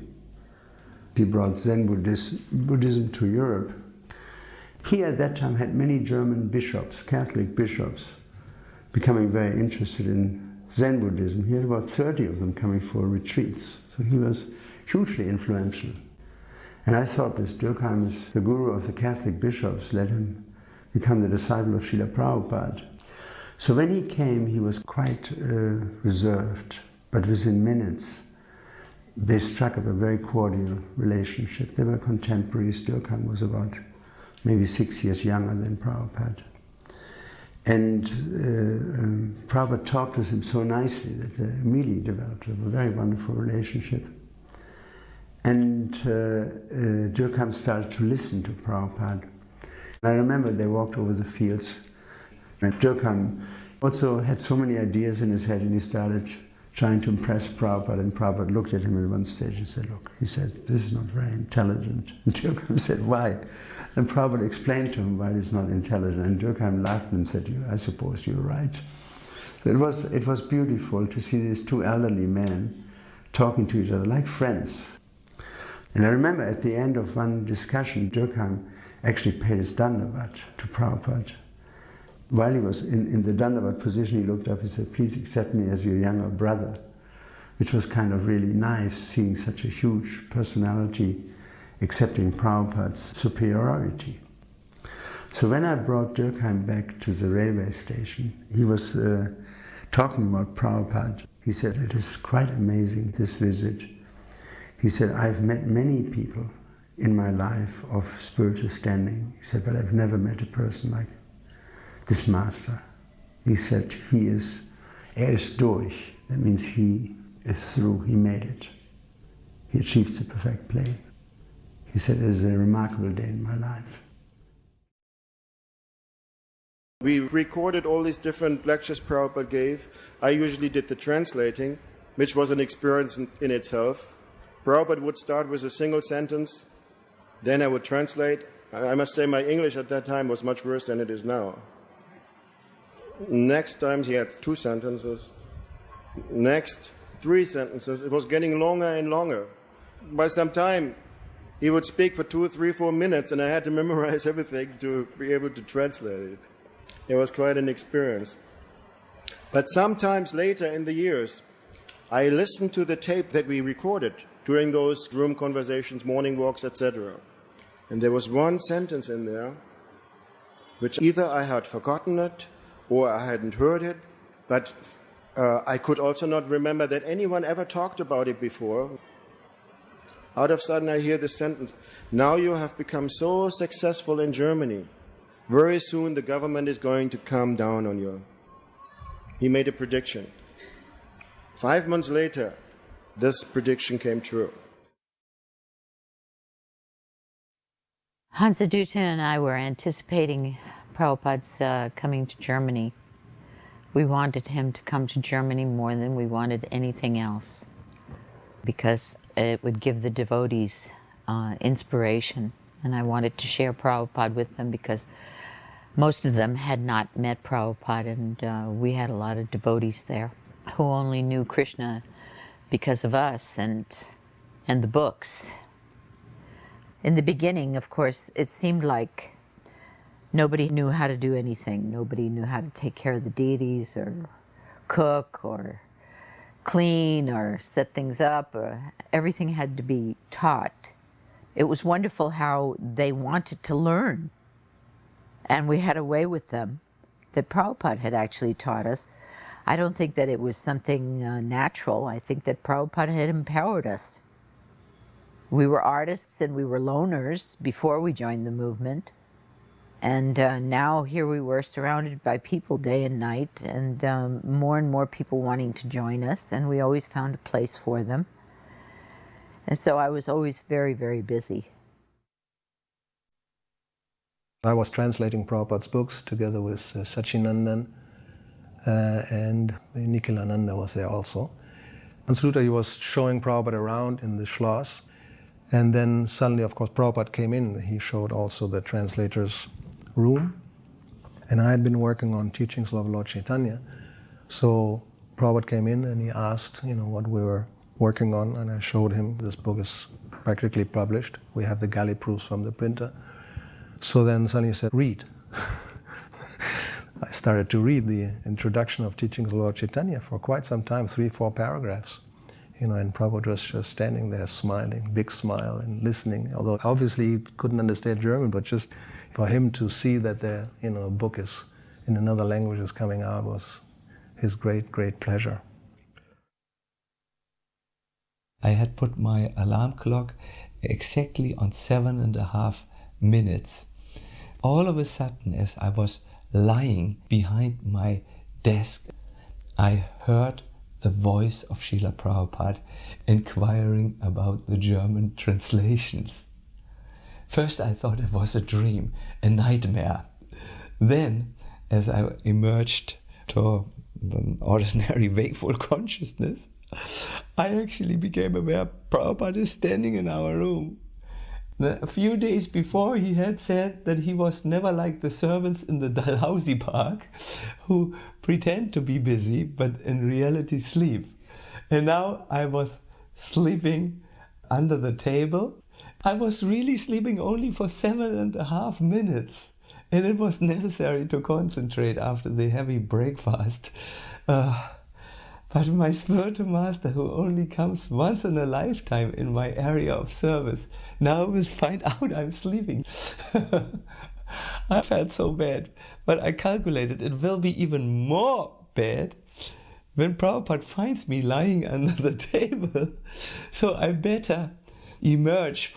So I somehow, as gracefully as I possibly could, brought my body in the sitting position.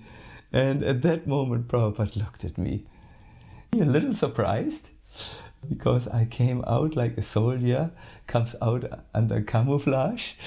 And then he laughed into my face with the eyes sparkling with energy and joy. And he seemed to communicate, it's all right, we all need sometimes a rest. And I was very much pleased by that very human feature of Srila Prabhupada's smile. So I was mainly concerned with Prabhupada's well-being. When he came, I knew him to be, a little bit fatty, and here he was quite thin, so I thought that my cooking would be so good that he would eat. I remember the first day, he ate everything. He cleaned his plate. There was absolutely nothing left. There were always devotees outside the door waiting for his remnants, and there was nothing left. And then he slept. He usually napped in the afternoon after he ate, but he slept. He must have slept until 6 o'clock that evening after he ate. And I was so worried. When he woke up, I asked him, nobody bothered to wake you because you were so soundly sleeping, and was there something wrong with my cooking? He said, oh no, it was very good. I I haven't enjoyed that much for a long time. So I was very happy. Another time I remember I brought him food and I gave him very good portions. And when I came back to get his plate, he had barely touched anything. And I said, Prabhupada, what's wrong? Did I not prepare it properly? He seemed to be deep in thought. And he said, oh, Himavati, I've tasted everything there is to taste. He taught us how to eat. He cooked for us. I wanted to be close to Prabhupada. And so I was very obedient and I did everything that he told me to do. In person, in his letters. I took his direction.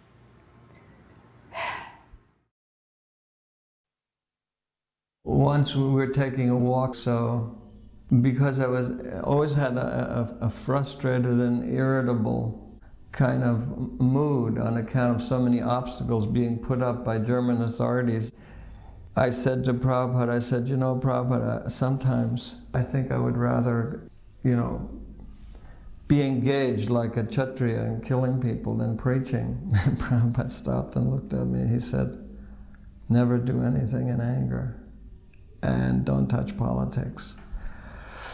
So anyway, so sometimes Prabhupada, you know, would refer to the history that Parsurami drove out the Kshatriyas and that they settled in this part of the world, especially Germany. He remarked that the Germans are the most intelligent people on the planet and that their Sanskrit scholars actually are better than Indian Sanskrit scholars.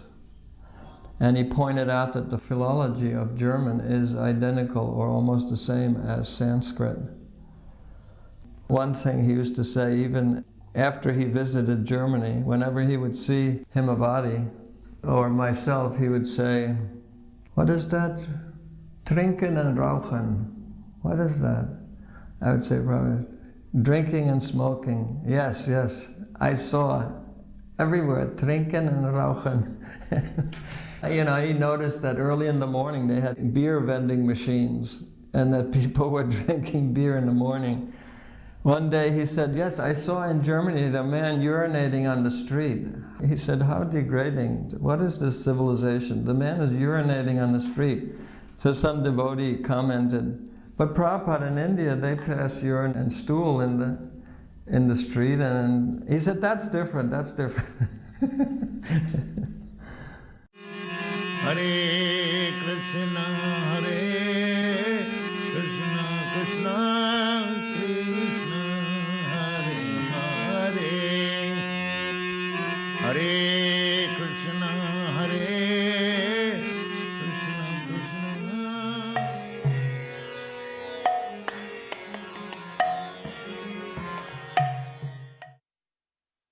So this is Srila Prabhupada's visit to Melbourne in 1974 when he came out specifically for the Rath Yatra Festival.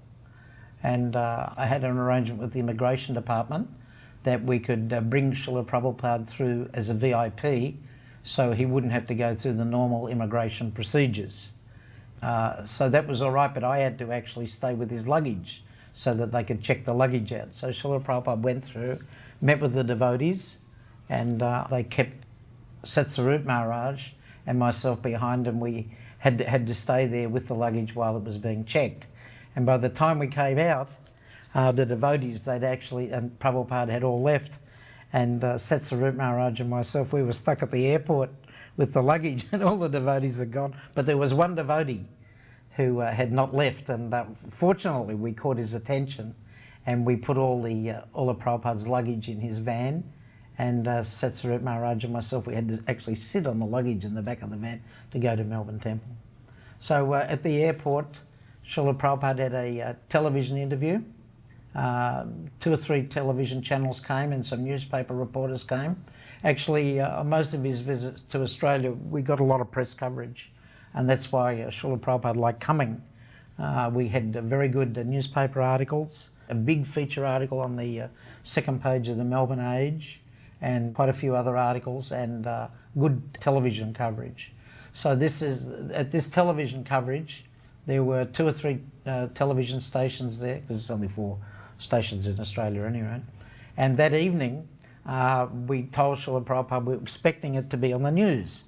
So Ugrashrava, he put in a television set into Srila Prabhupada's room, and we were watching and we were watching and watching the news, and each time the feature had come on the news and it wasn't Prabhupada, he'd look away, right, and let that feature go. And then the next feature, he'd look to see if it was him, and unfortunately it wasn't on, right, nothing appeared. But actually that evening, on the 10 o'clock news, there was a good feature on Prabhupada on Channel O. So Ugrashrava, he caught that, and we told Prabhupada the next day, and he was very pleased. Prabhupada was very frank and strong with reporters. He actually, I think he enjoyed the exchange, because sometimes reporters, you know, they like to try to find some fault, and Prabhupada would really be very strong with them. But the keynote that they picked up on, unfortunately, was not Prabhupada's talk. The devotees had hired a Rolls Royce, and as Prabhupada got into the Rolls Royce outside, then a parking warden came up and stuck a parking ticket on the window, just, you know, to make a statement. So the headlines in the newspaper, of course, had little to do with what Prabhupada had said in the news conference, and they were all mainly about how either the devotees had lavished this Rolls Royce on someone who's supposed to be an ascetic sadhu, or the fact that, you know, we got this what they call a bluey in Australia, or a parking ticket. A reporter from the newspaper Melbourne Age had come to visit Prabhupada, and Prabhupada took a lot of care with this fellow. He really explained everything in detail, and a lot of the question and answers had to do with reincarnation. Prabhupada explained how you could become less than human in your next life. He explained it in great detail. Took a lot of time with this man. And I was eager to go out the next morning and get the newspaper, see what illuminating article would have been printed. And I was very crestfallen when I opened up, saw the title, "Swami says he'll be animal in his next life." And I was just shattered. I thought, Prabhupada spent so much time with this guy. It was with frustration and anger, you know, that I brought the paper to Prabhupada, and I thought I should preface my giving it to him with something, you know, to prepare him. And I said, Prabhupada, he didn't understand, or chose not to understand anything you told him. He just twisted your words. And he said, what is the title? And I said, Swami says he'll be animal in next life. Does he mention Krishna? I said, yeah. Is Krishna's name in the article? I said, yeah. He said, count. And so I counted maybe 7 times Krishna's name. And he said, what is the circulation of that paper? I said, I don't know, a couple, 200,000-300,000. What is 200,000 or 300,000 times 7? He said, my spiritual master said, anytime people say Krishna's name, it is always a success. So he said, this article is a great success. I remember when Prabhupada arrived, then we'd hired a Rolls Royce, and that was a cause of a lot of publicity. Actually, it made the evening newspaper. The headline was, His Divine Grace comes rolling in. I remember we put up all these posters. The poster read, His Divine Grace, A.C. Bhaktivedanta Swami Prabhupada, at whose feet all masters sit. And then it had a nice picture of Prabhupada. And then the program for the 5 days or so that he was going to be in Melbourne. And then there was an overpass on the freeway from the airport, and someone had plastered all posters right across the walkover. So they were clearly visible about 20 feet up from the roadway. And we were all following Prabhupada's Rolls Royce. I remember the Rolls Royce slowed down for Prabhupada to see. We had the side doors of the vans open, and we had kirtan following Prabhupada all the way through the city and then to the temple. This is Prabhupada at the small temple in Burnett Street in St Kilda. Actually, it was a terraced house, and the temple room was very, very small. Actually, Lord Jagannath, Subhadra and Balaram were on an altar above, directly above Radha Vallabha's head. Unfortunately, there were so many devotees, not everybody could fit into the room. He actually gave initiation here, fire sacrifice. I remember the smoke was pouring out of a room and we were in the corridor. You couldn't even see the Vyasa from the doorway. Nevertheless, Prabhupada seemed very unfazed by the smoke.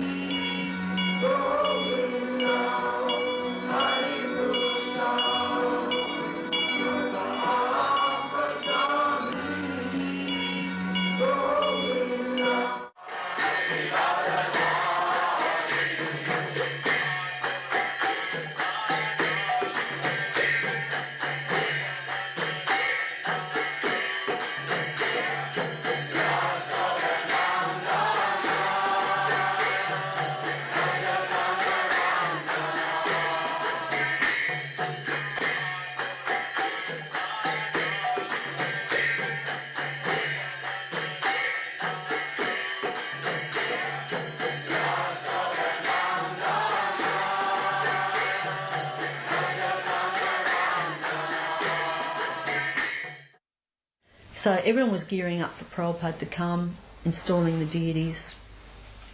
My brother was coming every day after work to build the altar. And of course all the devotees were like, Prabhupada said this, Prabhupada said that, Prabhupada says, Prabhupada.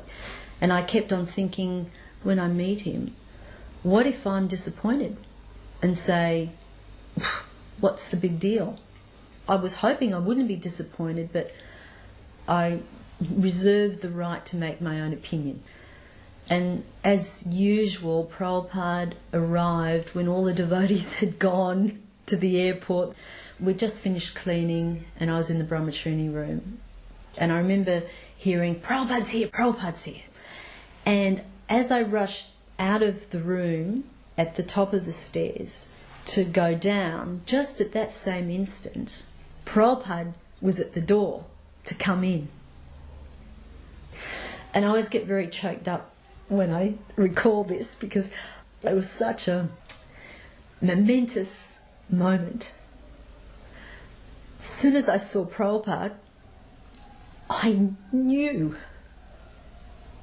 without a doubt that Prabhupada was everything everyone said about Prabhupada.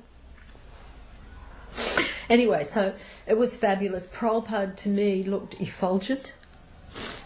And his glow, he was glowing. And just to look at the physical form of Prabhupada, I had no doubt whatsoever that Prabhupada was a pure devotee. The lecture in the Melbourne Town Hall, right opposite where our current Gopal's restaurant is today.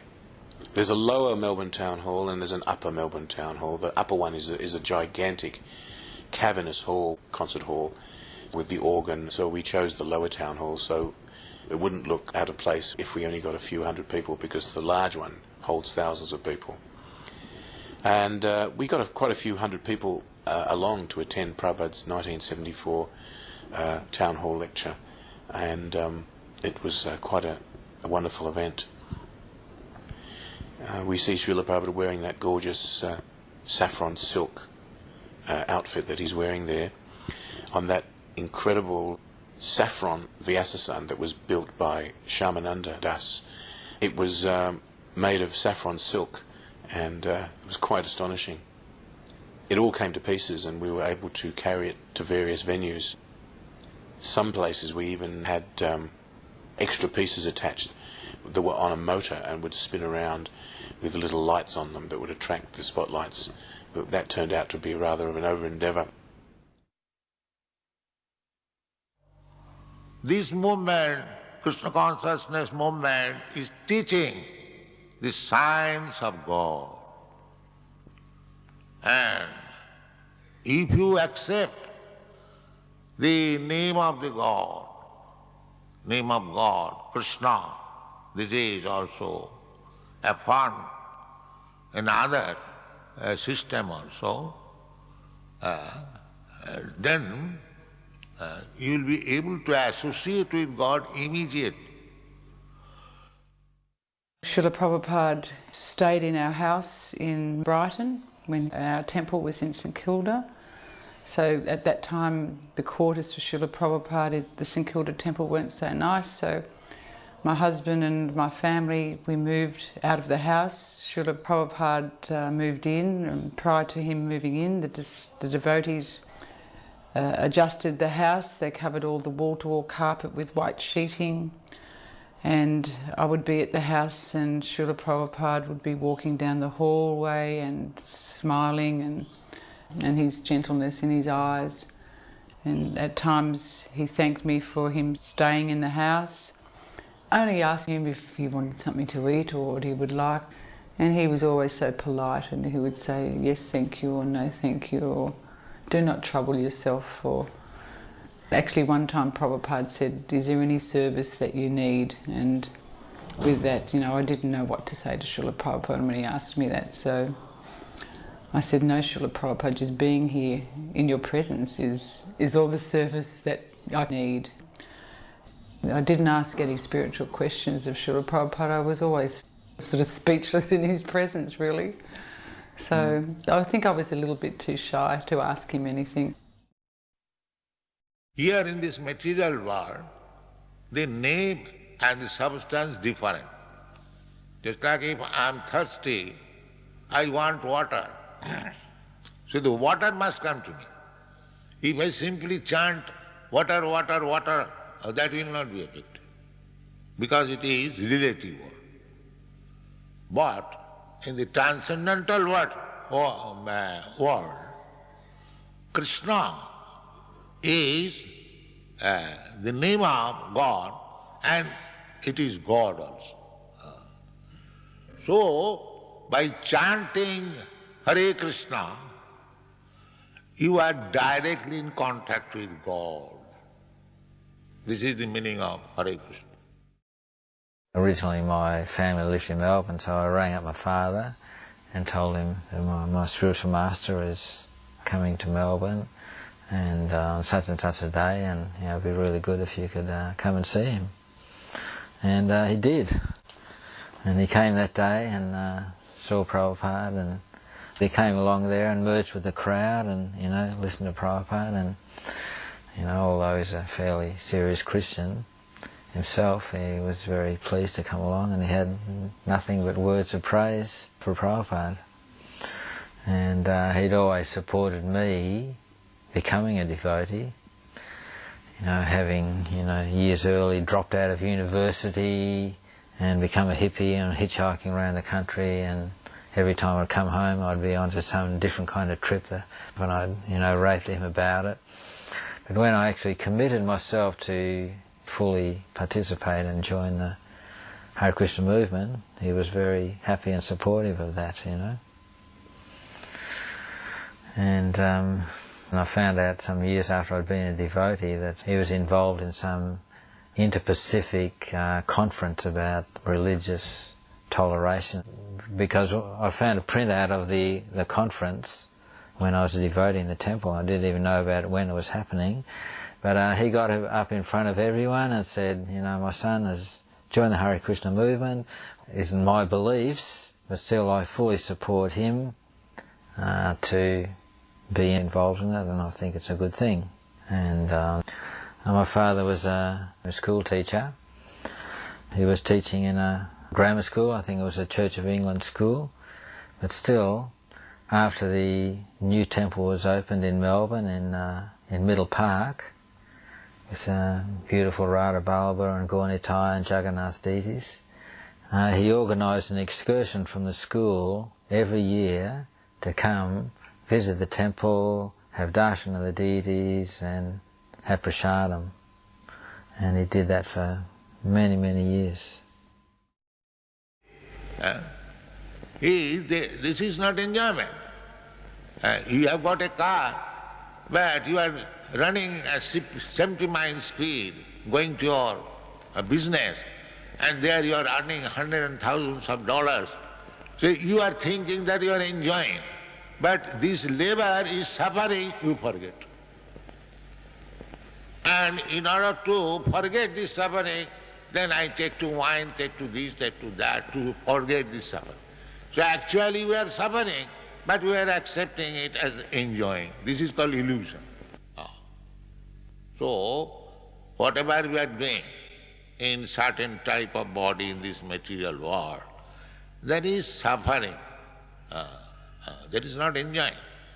Because why you are placed, because why you wanted to enjoy life like that. So, Purusha Prakritastha bhungte prakritijan guna. And this profit is nothing but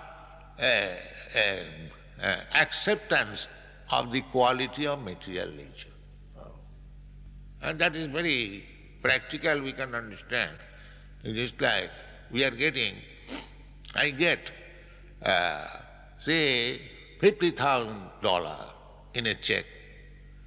So I think that I have got $50,000. But what is this? It is $50,000, it is a piece of paper. You see? This is called illusion. In this way, you study your life, you will see if you are sober, if you are actually thoughtful, you will find that this is not my life. This is not my life. But I am falsely thinking that I am enjoying life.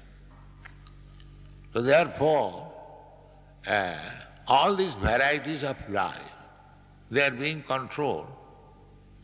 Because not controlled, he accepts to be controlled. Prakriti does not want, nature does not want to control you. Just like police force. Police force is not meant for controlling you. But when you accept to be controlled by police, when you become a criminal, then police force controls. Not that police force is made by the government unnecessarily to control. No, he is to help you. The government has arranged policemen in every crossing. They are wandering in the street. They are meant for helping you. They are not meant for controlling you. But when you agree to be controlled by the police, then it controls. Prakriti kriyamanani gunai karmani. Then you become under the police control. If you become criminal, therefore frustration. Next stage is frustration. Everyone, we are frustrated because we are in this material world. The Prahlad Maharaj says, a great devotee, that his father asked me, my dear boy, what best thing you have learned? He said, my dear father. He did not say father. His father was first-class materialist. Say, he addressed him the best of the demons.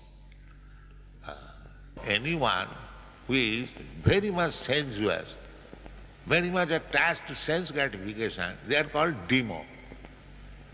And those persons who do not indulge in sense gratification but utilize this body or this life for God realization, Krishna realization, they are called gods. There are two classes of men, demon and God. Those who are engaged in God consciousness, they are not God but godly. And those who are not, because this human life is meant for this purpose, forgetting our Father, forgetting our God. We are criminal within this material world. Therefore, our only business is how to get out of this prison house and go back to home, back to God. The quality is the same. A drop of Atlantic or Pacific Ocean and the ocean, if you test the drop, a small drop, it is salty, you can understand that the ocean is also salty. But the contents of salt, that is very small, and the contents of salt in the ocean, that is very big, that you cannot imagine. God is like you and me, a person, but He is Pacific Ocean, we are dropped. Yes? Yeah? Wait a second, hold on. But let her speak first. What is your question, please? Is this gentleman? Yes?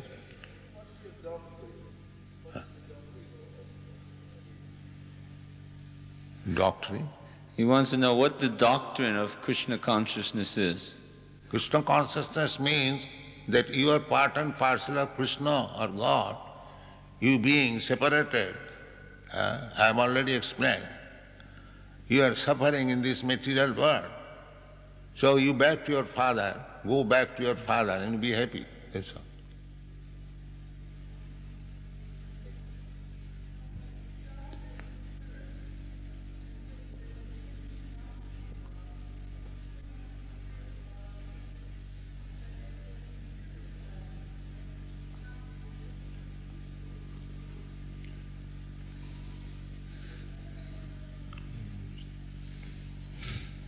You're saying that God is spirit, we are spirit, and what follows from there? Mm-hmm. So we're spiritual ideas and of God, so therefore the material state of mind. So what is the question?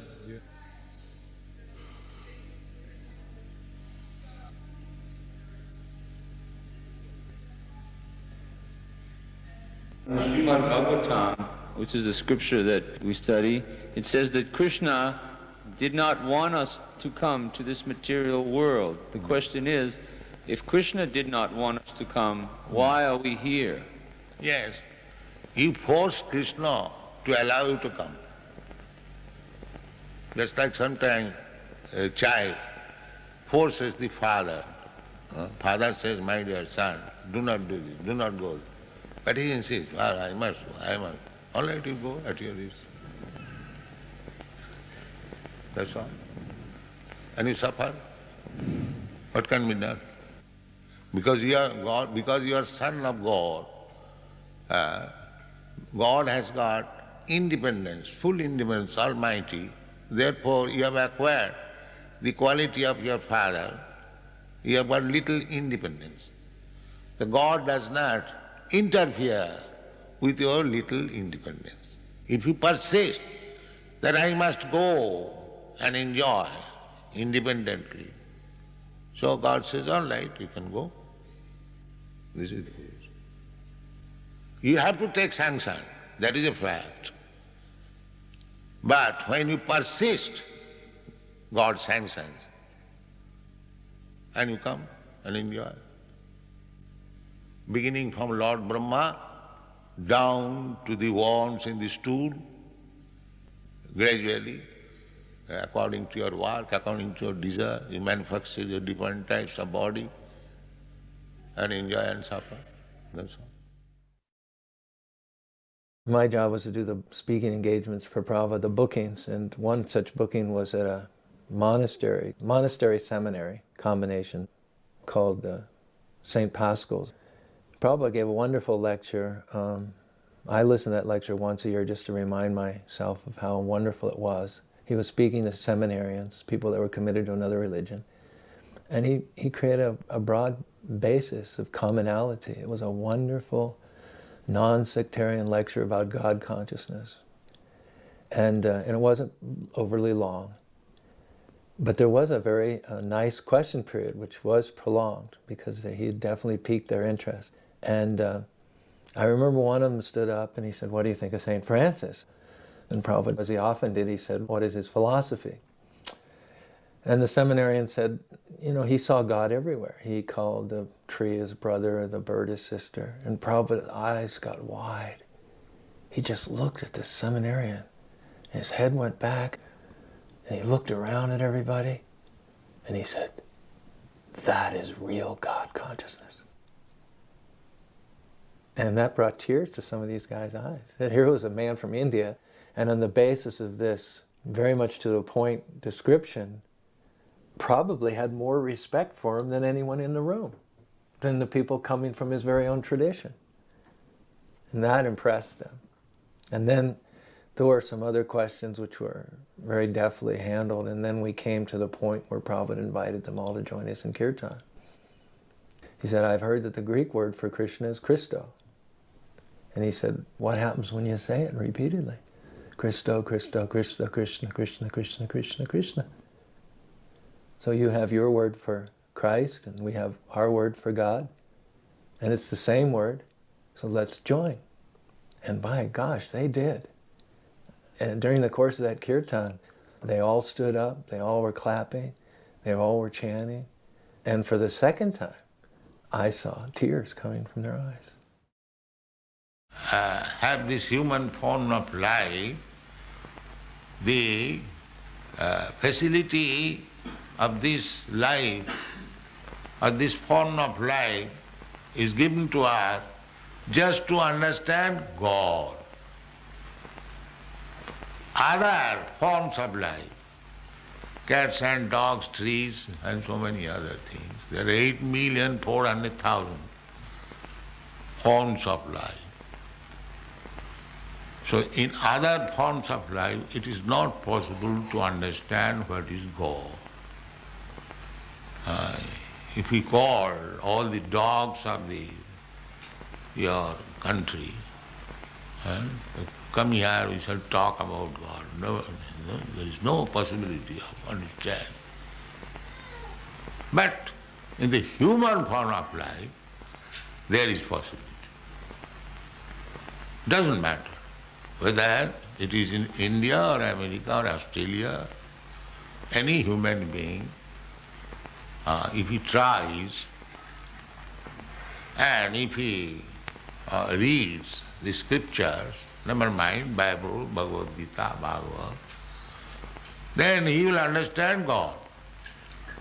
The beginning of the Srimad Bhagavatam, Janmadasya Jataha, absolute truth is that from whom everything has come into existence. Now, what is the nature of the absolute truth? Everything means there are two things, matter and spirit. Two things. Just like this table is matter, and we, living entities, we are spirit, spirit soul. This material body is my covering, just like dress. Every one of us is dressed, covered by some kind of dress. Similarly, all living beings, they are dressed by the material covering. So we, the spirit soul, part and parcel of God, at the present moment, we are covered by two kinds of dresses. The subtle dress, mind, intelligence and ego, and the gross covering. Subtle means we know there is this thing, but we cannot see.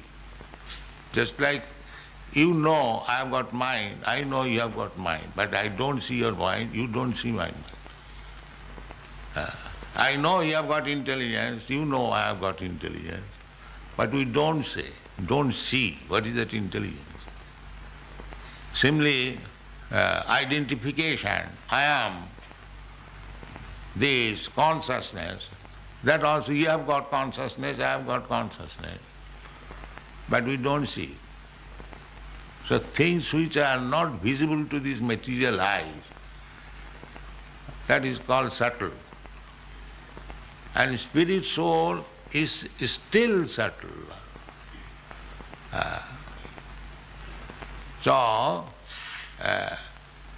Human life is meant for understanding that spirit soul and the supreme soul.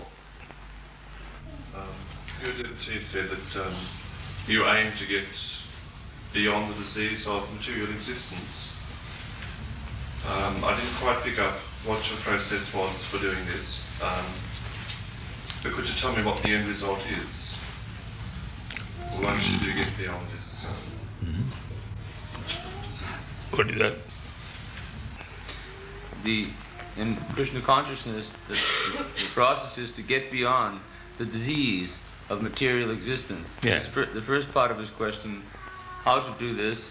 The second part of his question, what is the end result after taking to the process? The process is to transfer yourself from material energy to spiritual energy. We are under energy.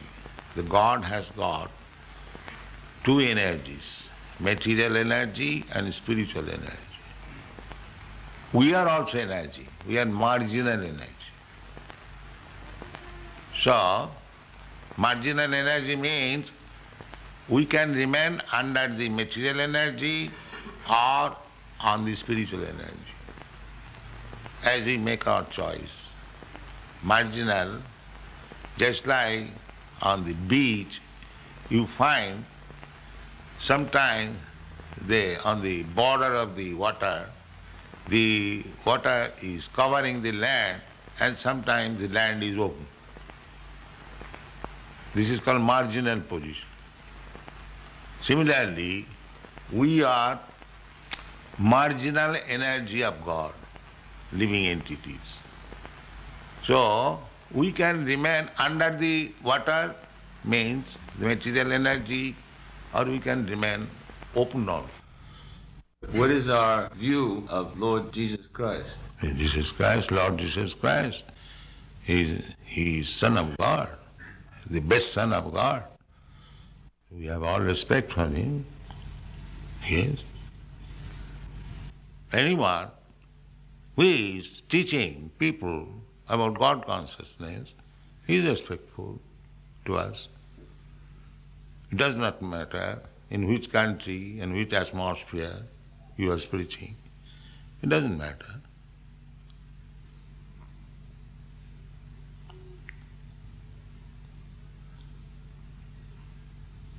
Yes, sir? St. Francis of Assisi found God in the material rather than utilize the material for God. And St. Francis used to talk about brother dog and sister cat and sister water and brother wind. What does His Grace think of St. Francis' approach to the material? St. Francis, the founder of this particular order, which we have been invited to speak to, found God in the material world, and he used to address the aspects of the material world as brother and sister, brother tree, sister water, like that. What is your view upon this? The real God consciousness. This is real God consciousness. Yes. Not that I am God conscious and I kill the animals. That is not God consciousness.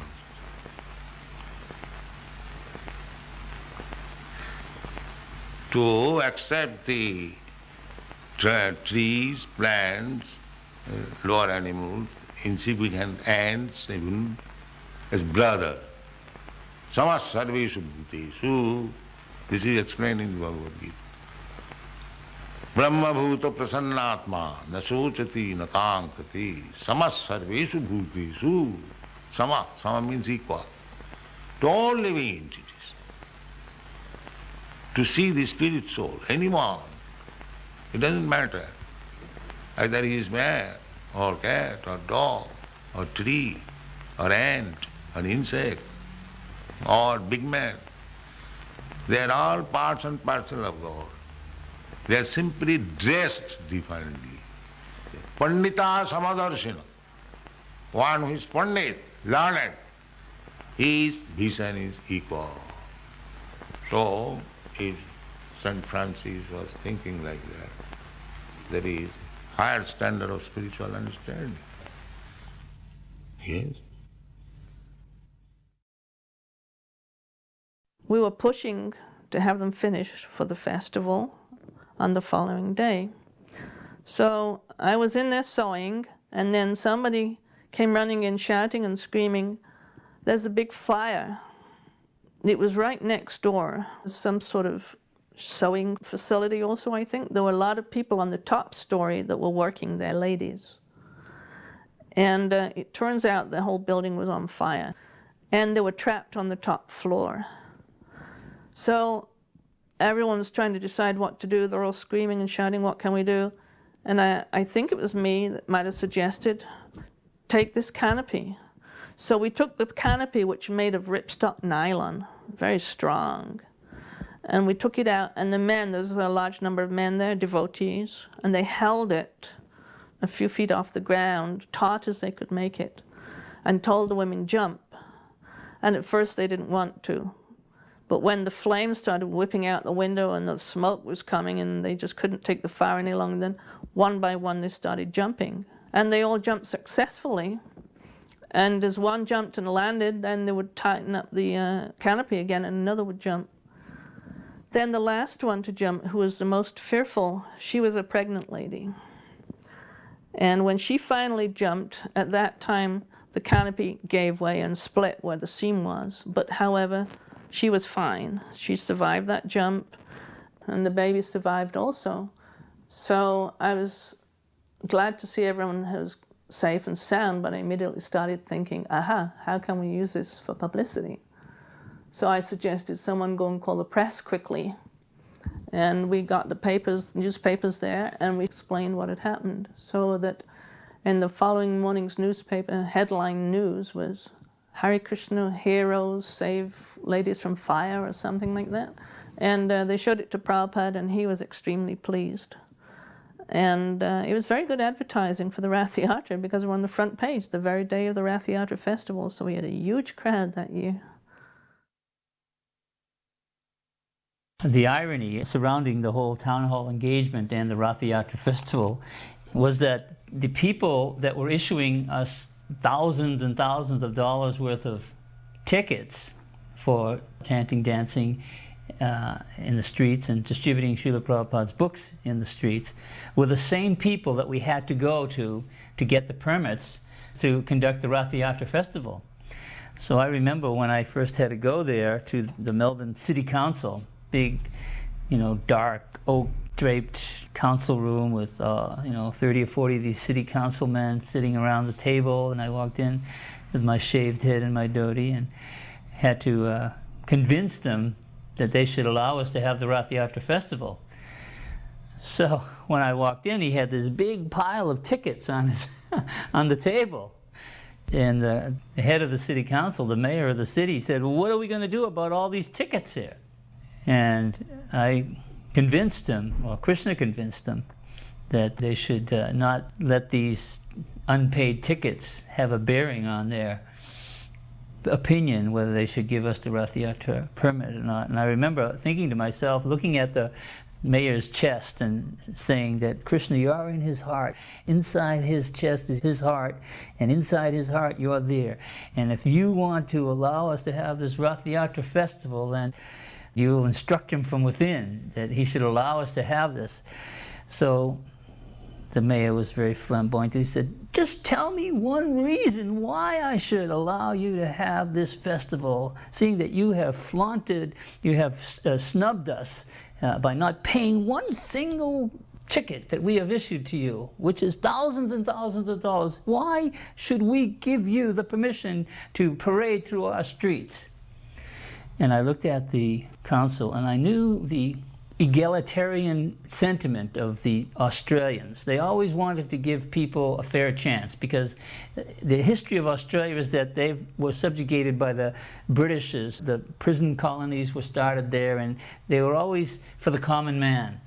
So I looked at the mayor, and I used one of the Australian idiomatic expressions. I said, "Well, can you give us a fair go? That's all we're asking for, is a fair go."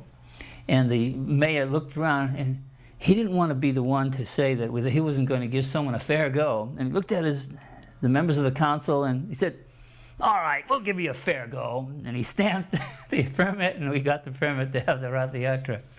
So the same people that were giving us tickets had to give us the permits, and Krishna arranged it in such a way that they didn't hold it against us. So the Rath Yatra went on, and Srila Prabhupada's speaking engagement went on in the Melbourne City Hall, and newspapers gave us favorable reviews. When Prabhupada came in for Rath Yatra, it was midwinter, June. That was partly because he had told Madhavisa, if you become the #1 book distributors in the world, then I'll come. And so we did, actually. We had he organised the BBT party, and Australia was consistently at the top of the book distribution ratings, even though we were just a tiny yatra at that time, maybe about 50 or 60 devotees in the whole country. But Prabhupada kept his word, and he came in 74. It was in the middle of the Melbourne winter. It was very, very cold. It was about, probably that day was about 12 degrees. Prabhupada came and joined us about halfway through the parade in Collins Street. And of course, when Prabhupada arrived in the actual parade, the devotees were in ecstasy. And in front of the Rath Yatra cart, we had this big diorama of Lord Chaitanya, big golden diorama. He was about 14 feet high. He was following in front of the Rath cart, and we were walking in front of Lord Chaitanya. And every now and again, Prabhupada would stop, and he would turn around and he would just look at Lord Chaitanya in complete ecstasy. Right? Then he would look at Lord Jagannath. And you see in these shots, he's very, very happy. And then he would turn around and he would walk again. And then Prabhupada walked for about 2 miles. So this Rath Yatra was quite astounding for us. And although it was a very, very cold day and there weren't so many people in the streets or actually following the procession, it was so potent and so powerful. It was as though Srila Prabhupada had conquered the whole of Melbourne. It was like he was the king of the whole of Melbourne. Everything stopped for Srila Prabhupada, right? And look how much ecstasy is in there, right? And the devotees all present felt that like this was the centre of the universe, because Srila Prabhupada was there and Lord Chaitanya was there and Lord Jagannath was there. So it was a very, very ecstatic program. I remember that Bhai Bhabhi had stumbled upon a technique called anodization, where she made breastplates and armlets for the deities, Jagannath, Subhadra, Balaram, out of foam, and then you submerge them in a solution which would make them shine like silver, shine like gold. And so we'd bedeck Lord Jagannath and Balaram with these wonderful warrior-like breastplates, and I think there were even Kshatriya turbans and armlets on them. They just looked gorgeous. Prabhupada walked a lot of that route, I think the entirety of it. And I remember there was a fellow, I think his name was Bob Jones, who had a big karate school in Australia at the time. And he provided a couple of bodyguards for Prabhupada. They walked on either side. That's me playing the big bass drum. Sometimes we'd have a big kirtan in Sydney Temple, and just as a kind of embellishment, Madhavisa brought out a big bass drum one time. And I used to be a drummer in a rock and roll band before I joined the Hare Krishna movement. So I would put on the bass drum, and it would kind of give a bit of an extra thump, a bit of an extra impetus to the kirtan. So when we had Rath Yatra, myself and my brother Jamal Arjun would strap on these big marching band bass drums and play them in a kind of rhythmic mridanga type, what we call the Nam Hata beat, the sort of moving kind of exciting sort of rhythm. And it would add a new dimension to the kirtan and to the Rath Yatra parade. It was very nice to see Srila Prabhupada coming off the Rath cart and actually walking in the Rath Yatra procession with us. We had the 3 carts, and we had Subhadra's cart set up for Prabhupada to ride the whole way. Very comfortable, big Vyasa sign on the front. And I was very fortunate. I was going to be on the cart there because I was the pujari for Subhadra, so I was sitting right up there alongside Prabhupada. And I was thrilled. But then I was very demoralized because Prabhupada didn't get on the cart, because he was so attracted to and fascinated by the big gold and Lord Chaitanya that we'd made. And he just loved to walk alongside it and dance with it. And so he wouldn't get on the cart. He walked the whole parade. It was cold, and it seems like it was about 3 miles long, but he danced and walked the whole way. When we got to the end of the parade, then he got onto the cart inside of the hall, and at that time he gave the lecture, sitting on the cart. But I don't think I'd slept for several days because we were making the carts and there were so many things going on preparing for Prabhupada's coming. And I was falling asleep on my feet, so when Prabhupada started giving his lecture and I was fanning Subhadra, I just kept falling asleep. Lady Subhadra was very kind, and Prabhupada just kind of glanced now and again. I can't imagine what he was thinking, but I did my best to stay awake. We would do that in those days. We would just work so hard that we couldn't survive when Prabhupada actually arrived. We're all preparing for him to come, and then we missed half the classes. I was reading a letter yesterday that Prabhupada said, I appreciated very much how you were leading the kirtan and at the same time taking care of my personal. While we were walking along on the Rath Yatra festival, you wouldn't think that Prabhupada would observe that, but he saw how I was leading the kirtan and at the same time taking care of his personal. That's the way he worded it. In other words, making sure that, you know, everybody was around Srila Prabhupada and not blocking the way. I'd had books which I had purchased a couple of years before when I was an attorney downtown, and I had those books on my bookcase, and occasionally I'd pick up a Bhagavatam and try and read it to see if I could understand it, because I never really understand. I couldn't make head or tail of it. But I knew, somehow or another, I knew that this was it. This was the truth. This was the real thing. And also Prabhupada, I just had the conviction that this person, he was a person who had no ego, and that he stood for what was the truth. And then just prior to the Rath Yatra, on the Thursday, I was on my way to one of my favourite jaunts, a wine bar, and next to the wine bar there was a big poster which was promoting the Rath Yatra and Prabhupada, and on the post there was a beautiful picture of Prabhupada with the caption that said, "At whose feet all the masters sit."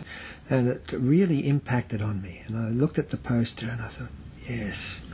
So then the Saturday came around, so I went to the Rath Yatra, and then in the distance I saw these amazing, huge chariots. There was 3 of them with amazing canopies, and this amazing statue which was maybe 30, 40 feet high of this golden personality with his arms in the air. And there was literally hundreds of devotees, it appeared to me, were dancing ecstatically and blissfully, and it was just a swirl of colour and movement. There was a couple of marching bass drums, and it was just a wonderful sight. I was just struck with wonder. And then in the middle of the chanting party was this diminutive personality, Srila Prabhupada, who I had recognized from the books and from the poster. When I first saw him, he was actually dancing blissfully with his arms in the air. I could see all the devotees were completely caught up in rapture. So it appeared to me, in retrospect, Prabhupada was like the full moon surrounded by the stars in the sky on a cloudless night. It was just a wonderful sight to behold, and I was just completely overcome with joy myself at seeing it. At this stage I was hooked. And so I followed the procession up the street and into the exhibition buildings, and there Prabhupada gave a lecture, but I really couldn't understand what he was saying. But it was something that was totally out of this world, and something that I just felt, this is it, and I want to be a part of this, whatever it is. But I was caught up. I had Prabhupada fever very quickly. I mean, it was very contagious. It was spreading right throughout, and I caught Prabhupada fever that first time that I saw him, and I still have it today. Apparently it's incurable. Once you catch Prabhupada fever, you have it forever. Over the years, I've met many, many people who actually saw the parade and saw Prabhupada on that day. And just a couple of years ago in our restaurant, one lady came in and she told me how that she'd seen our leader on this festival going through the streets of Melbourne, and how she saw this big golden form at the head of the parade leading the procession. And she said it really profoundly affected her, and that over the years, many, many times, she'd had dreams of that particular festival and of that particular golden form of Lord Chaitanya. So that was the potency of Srila Prabhupada and Lord Jagannath and the Rath Yatra festival. After the Rath Yatra parade, which was extremely successful, we wheeled all 3 carts into the Royal Exhibition buildings, which were the final resting place of the Rath Yatra festival. And Prabhupada gave a nice lecture from the cart. After his lecture, he came down the stairs and he rested on a chair in a small room as we were preparing to distribute the feast. And one of Prabhupada's disciples, Gopinath Acharya, entered the room with some incense. So Srila Prabhupada is sitting in there resting a little on a seat, and Deepak Prabhu introduced me to Srila Prabhupada and said, "Oh, this is Gopinath Acharya Das, he's one of our leading book distributors." So Srila Prabhupada was actually very interested, and he turned his head very regally, looked at me and asked me what I said to sell the books.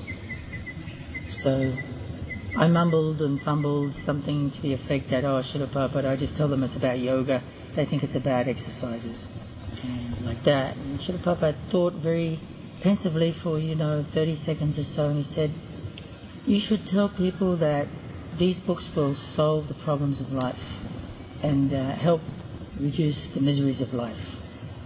In retrospect, I believe Srila Prabhupada must have been thinking of the verse from the first canto of Srimad Bhagavatam, "Anato pasamam sakshat, bhakti yoga madhokshate, lokasya janato vidvans chakris satvita sanghitam." The material miseries of the living entity, which is superfluous to him, can be directly mitigated by the linking process of devotional service. But the mass of people do not know this, and therefore the learned Vyasadeva compiled the Srimad Bhagavatam.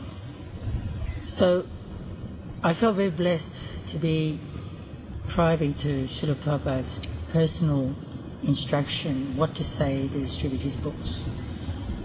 Unfortunately, I hadn't been able to introduce that kind of presentation on the street when we were selling books for many years. But later on, when we were selling Srila Prabhupada's sets of books, that proved to be very successful. People warm up to that. Actually, everyone is suffering. And Srila Prabhupada's real business was to somehow or another give people some happiness through Krishna consciousness. So then he began to speak about the prediction in the Chaitanya Bhagavat, Prativite Atejato Nagaradigram, Savachapachaho Monam, that Lord Chaitanya's name would be heard in every town and village. So Srila Prabhupada went on to say that this means that there'll be a Radha Krishna temple in every town and village, with at least 6 brahmanas who worship the deity. The next day I was told that there was a big program down at Ormond Hall. I used to go to Ormond Hall back in the mid-60s when I was a jazzer, and jazz bands used to play down there, and so it was one of the joints that we used to frequent. And so I went to Ormond Hall and I walked in, and there's this amazing kirtan going on. And Lord Chaitanya, there's once again that golden figure is in the middle of the room. And the devotees are just ecstatically dancing around. It was an ecstatic, a blissful kirtan. Once again we had those marching bass drums. I think there was about 3 of them. And the devotees were just wild with enthusiasm. And they were just dancing around like Indians surrounding a wagon train, whooping, and it was just once again another amazing sight. By this time, after seeing Prabhupada and the devotees at Rath Yatra, seeing Prabhupada gliding past me at the temple, and then seeing this wonderful sight at Ormond Hall, and then Prabhupada walking in and giving a lecture once again. I couldn't understand what he was saying. But by this time I was completely convinced that yes, I have to become a devotee. So virtually a couple of days after that, I moved into the temple, and a day after that I was out on the street selling incense and collecting donations. We had big ecstatic kirtan around Lord Chaitanya for about 45 minutes. Madhavisa was leading, and it was such an ecstatic kirtan that when Madhavisa stopped the chanting, Prabhupada motioned like this to continue. Right? He was just in ecstasy watching and hearing the kirtan.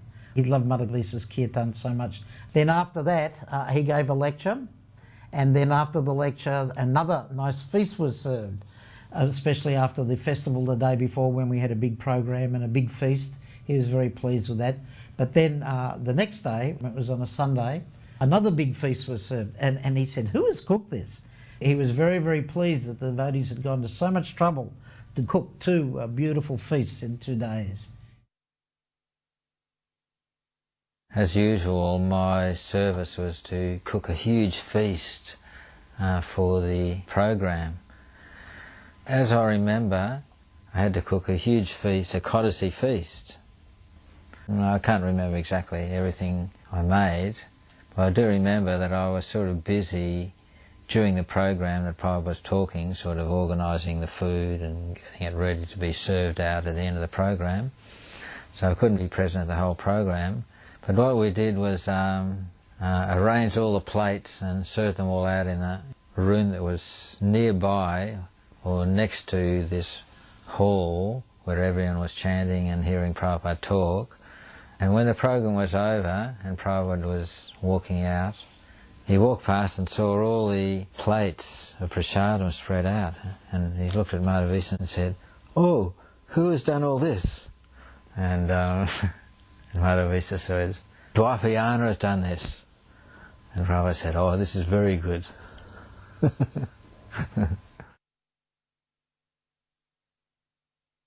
The large murti of Lord Chaitanya that we see in the Ormond Hall lecture here, that was created by Dormia Das, and Dormia had perfected the art of cold electroplating. He was able to build this murti in pieces and then create a wonderful shiny gold coating, and then with pegs assemble the murti and bring it to various events. It was there at the Rathayatra festival, and as we can see, Prabhupada encouraged us with a wave of his hand that we all circumambulate the deity.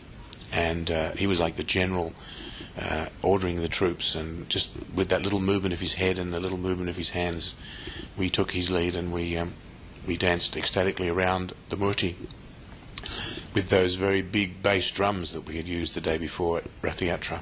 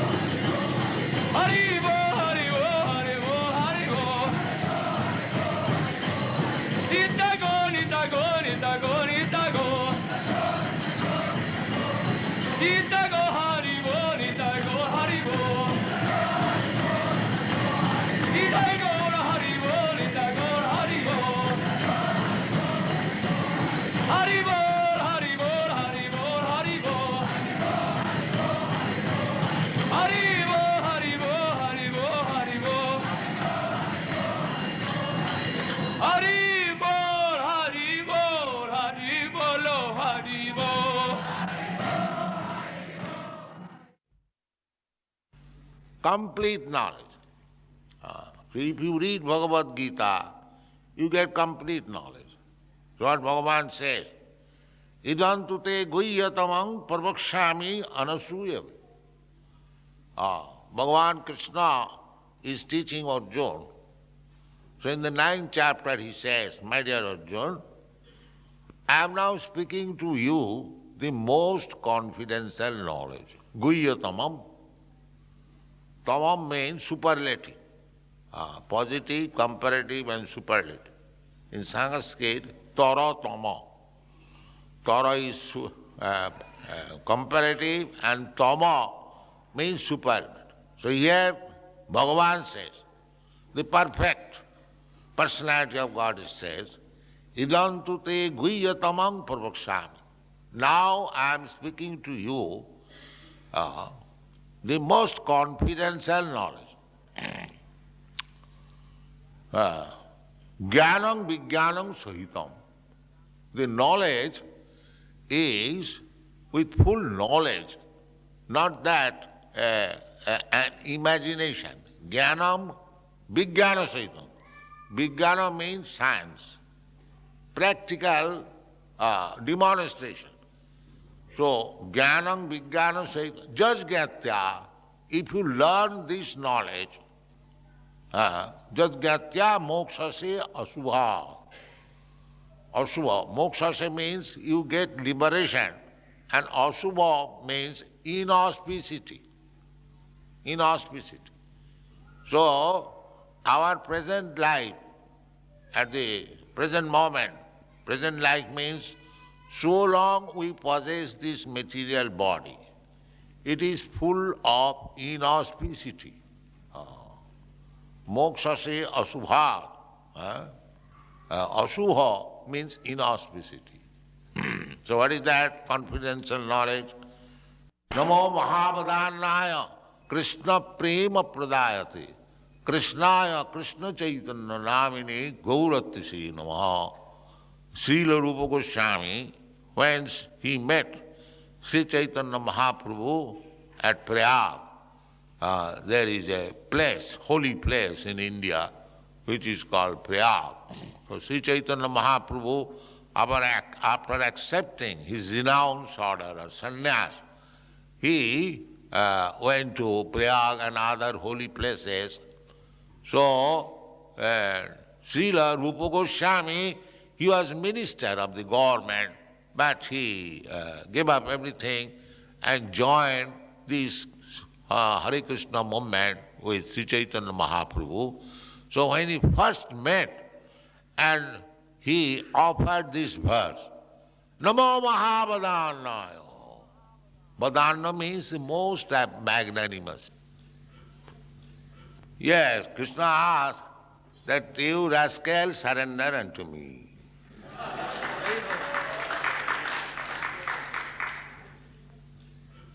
You are all rascals, you surrender to Krishna. Then your life will be successful. That's it.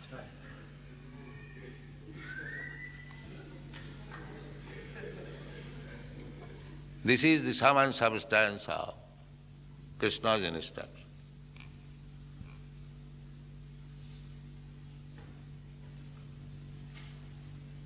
Sarvadharman parityajya mamekam saranam bhaja. Krishna is not asking only Arjuna, he is asking all us, all rascals, that you are manufacturing so many things for becoming happy, you will never be happy. Rest assured. But surrender to me and I will make you happy. That's all. One line. So, what can be done?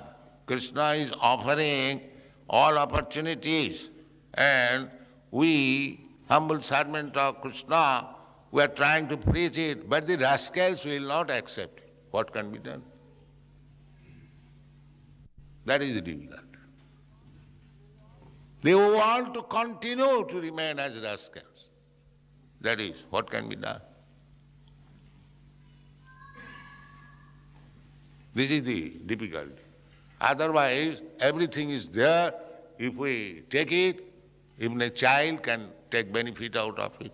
of Krishna consciousness that you have seen practical. But we will not take it. That is difficult.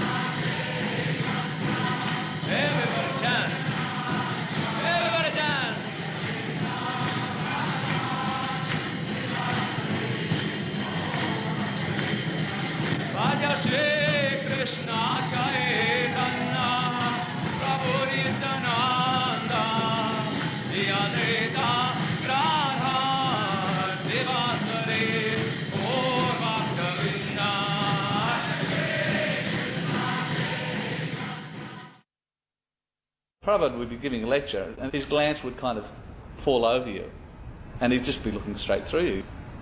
The devotees, they felt that Prabhupada was seeing right into their heart. You know, I've heard that from a lot of devotees and I've felt that also. Definitely that's reality, right?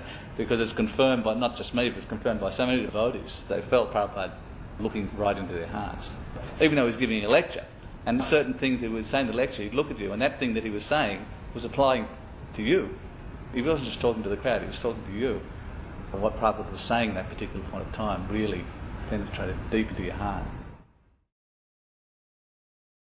We were very fortunate that William Kerr, who was a freelance cinematographer and filmmaker, gave his services to film a lot of the footage that we see of Prabhupada in Australia.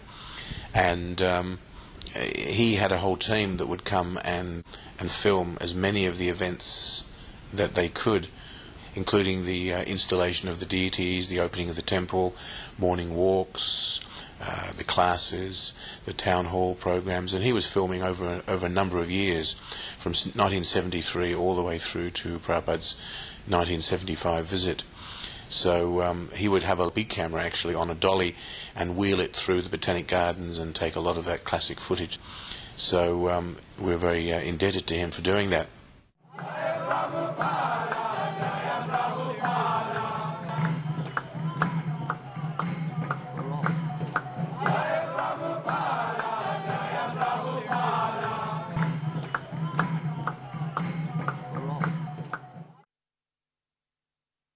There were 3 major universities in Melbourne, and La Trobe University was one of them. We arranged a program.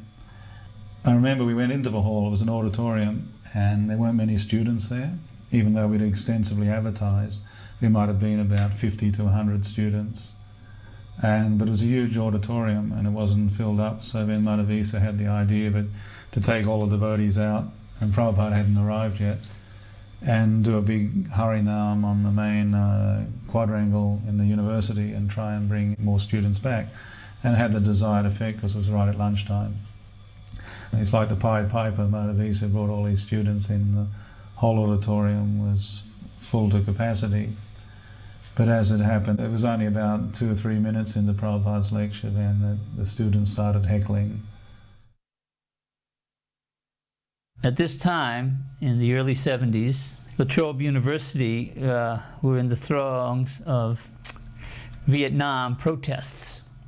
The Vietnam War had become a very unpopular war throughout Australia, and Srila Prabhupada was identified by the students as someone who was taking the thunder away from their anti-war demonstrations by preaching peace and love, instead of encouraging students to demonstrate against the war. Prabhupada was telling people to chant Hare Krishna and to solve the problems of the world like that. So they had strategically placed many of students in the audience that were specifically there just to disrupt the lecture. So after the kirtan was over, Srila Prabhupada began to speak, and immediately one student stood up and started to object to what Srila Prabhupada was saying. And the gist of what they were saying is that Srila Prabhupada was there just to disturb their anti-war sentiments. Then we had that person removed and brought into the back, And then as soon as Srila Prabhupada started to speak again, someone else stood up and started to speak, and they would be using profanity and wouldn't be reasoned with. And I tried from the microphone to try to diffuse the whole situation, but they were determined that they wouldn't listen to any logic. Although the audience wanted to hear Srila Prabhupada speak, these hecklers were determined, to stop the meeting. So after 3 or 4 of those people did this and wouldn't allow Srila Prabhupada to speak, then Prabhupada finally said, well, just chant. So we chanted, and then Srila Prabhupada left.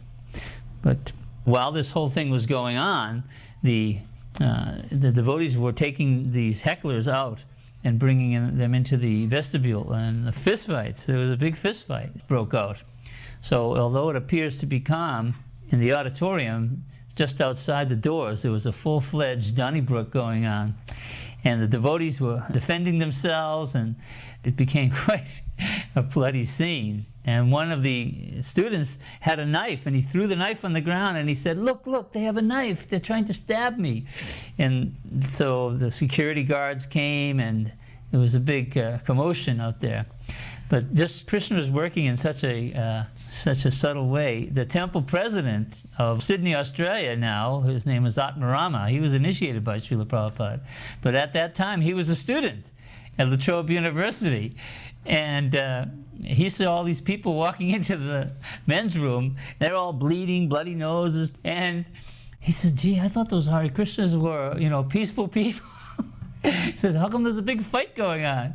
He said, oh, they were heckling his spiritual master. And he said, oh, these guys are really committed. And he was profoundly affected by the devotees' fierce loyalty to Srila Prabhupada. And soon after that, he became initiated, and now he's the temple president of Sydney. So Krishna works in strange ways. Also, the students up on top of the underpasses as the devotees were leaving, they dumped black paint on our white vans.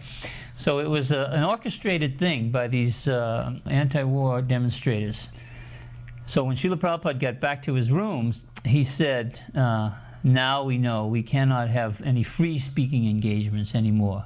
He says, and whenever I speak in public like this, you must charge $5 or $2. There must be some admission charge, because when we have these free assemblies, then any riffraff can come and cause a disturbance.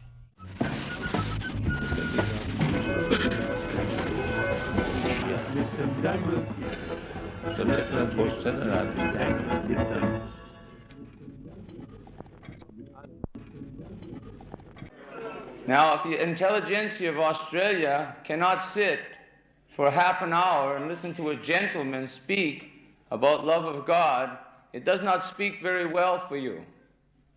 We are simply not asking for disturbance. We are not asking for violence, but we will meet violence with violence.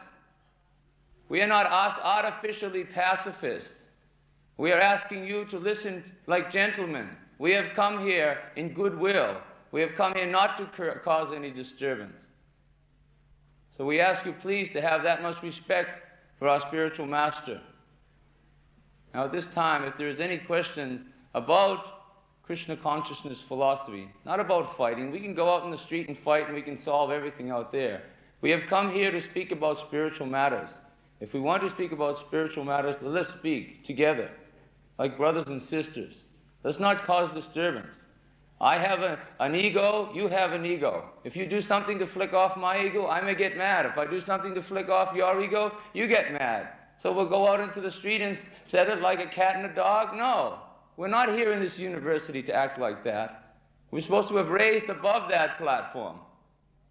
So please, we ask you to present sober questions to our spiritual master. Yes, sir? Well, he is coming, welcome. He shall welcome. Yes. It's very good news that he is coming. Jesus had no reputation. He wore sandals and he was crucified between 2 thieves. He didn't carry flick knives. And your spirituality's in a Rolls Royce on a padded seat and you're all in the money, you Christians. You want money, you rip off people in the streets. we came for this university program independently, not with the devotees, so we sat in the audience rather than on the stage. And it became quite unpleasant. And because it was so disturbing, it was a little bit shocking, I remember, for myself. And later I remember Srila Prabhupada said that under such circumstances they should have just immediately started kirtan and not done anything else, and the kirtan would have been enough. We had 3 questions. Maybe somebody else who have a question. Another question? There? Yes, sir? Do you consider your movements the major form of enlightenment emanating from the United States today? Where is your movement? What order of priority has your movement in the White House Psychological Warfare Department, the CIA? And will you also be coming along to our July 4 demonstration again this year to try and pick it up and divert people away from taking up real political issues concerned with Australian independence? We can answer one at a time. I can answer them for you if you like. Our movement is not coming from the United States. If you have some paranoid stigma about everything coming from the United States, well, that's your hang-up, not mine. Second of all, our spiritual master, he came to the United States to start this Krishna consciousness movement because he got a free ticket on a boat to go there. And because it was the mercy of this one lady who gave him the free ticket on the boat, he came to America on the orders of his spiritual master. This is the reason he came to America, to start Krishna consciousness. If you had sent him a free ticket, he probably would have come to Australia first. He was a monk, a penniless monk in India, and he was trying to follow the orders of his spiritual teacher by spreading love of God. He's not trying to stop any kind of a political movement. Actually, he is trying to spark a revolution in consciousness. I think that you are also interested in revolution. We are also interested in revolution also, but we are interested in the revolution which will help people to feel peace with themselves, whether they're communist or Marxist or Leninist or whatever ist you like.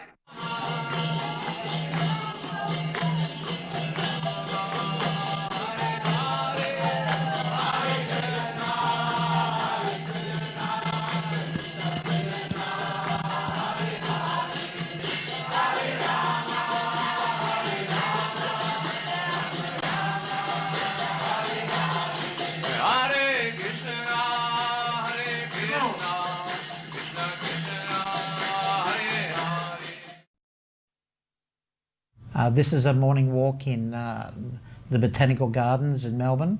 Very beautiful gardens sit over a couple of 100 acres. And each morning Srila Prabhupada would go for a morning walk with different devotees from different departments in the temple. One morning the pujaris would go. Next morning the devotees from the book distributors, the BBT party, would go. The devotees who were working for Spiritual Sky.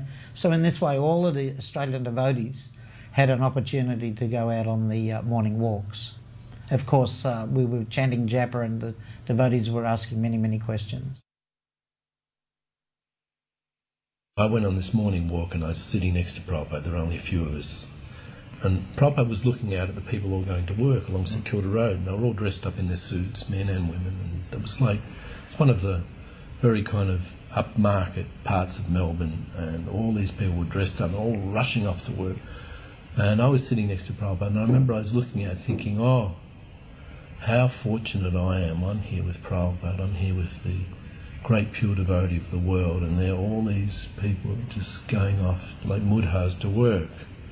And then Prabhupada was looking out at them too. And then Prabhupada turned around to me, and I saw that he had tears running down out of his eyes. And he looked at me and he said, how can they be saved? That was the most important question Prabhupada ever asked me in my life.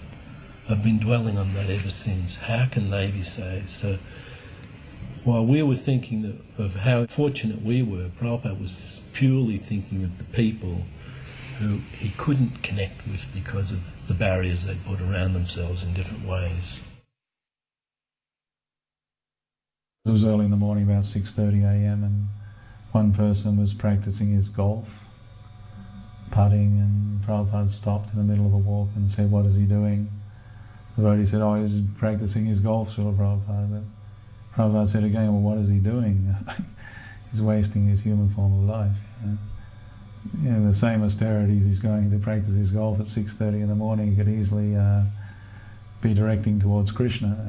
And actually Prabhupada had tears in his eyes watching his determination to practice his golf. And we're in the gardens on a morning walk. I was having a bit of trouble chanting my rounds. I was thinking how difficult it was to follow the regulative principles. And I remember I very rarely ask Prabhupada questions, but on this occasion Prabhupada was talking about transcendental anxiety. And I said to Prabhupada, "Is it transcendental anxiety, Prabhupada, when you're worried because you can't get your rounds done, or you're worried about following the 4 regulative principles and things like that?" And Prabhupada said, "No." He said, "That is material anxiety. Transcendental anxiety is where Mother Jasoda is worried that Krishna may get attacked by a monkey." He said, or fear for Krishna. It's anxiety for Krishna. It's not anxiety for yourself. He said, that's mundane. So Prabhupada cleared me up on that one. I always realised from then on that all my anxieties are basically material. We had the temple in St Kilda, and Srila Prabhupada was still staying at my house in Brighton. I picked Srila Prabhupada up for the morning lecture. Prabhupada would go inside and give the lecture, and I would listen to the lecture, and when Prabhupada had finished, I'd bring the car around the front, double park it in the street, and I'd pick up Srila Prabhupada and put him in the car. This particular day, Chittahari said to me, begged me, that could he take the fair lane for a drive.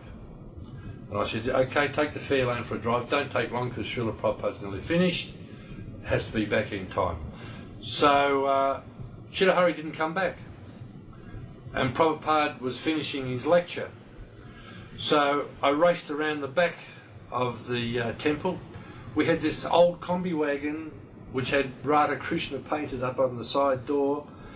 It was what we used to take all the rubbish to the tip and all the excess prasadam down to the beach to throw into the ocean. The lecture was finishing up, so I've raced around. I've thrown all the rubbish out into the laneway. I got a broom, I got a hose, I tried to clean it out as best I could. It stunk. I've got the combi wagon, I've come around, I've double parked because Chittahari still hasn't turned up. And Prabhupada walks out, sees the combi wagon, and I put him in the front seat. So the two of us take off to Brighton. It was raining. So the windscreen wipers were on. So every time the windscreen wiper went backwards and forwards, the horn would go beep. So the windscreen wiper's going, the horn's going as we're going down the road, Burnett Street. And Prabhupada looked at me and he said, what is going on? I said, well, Srila Prabhupada, the Chittahari didn't come back with the car. I had to get the old truck.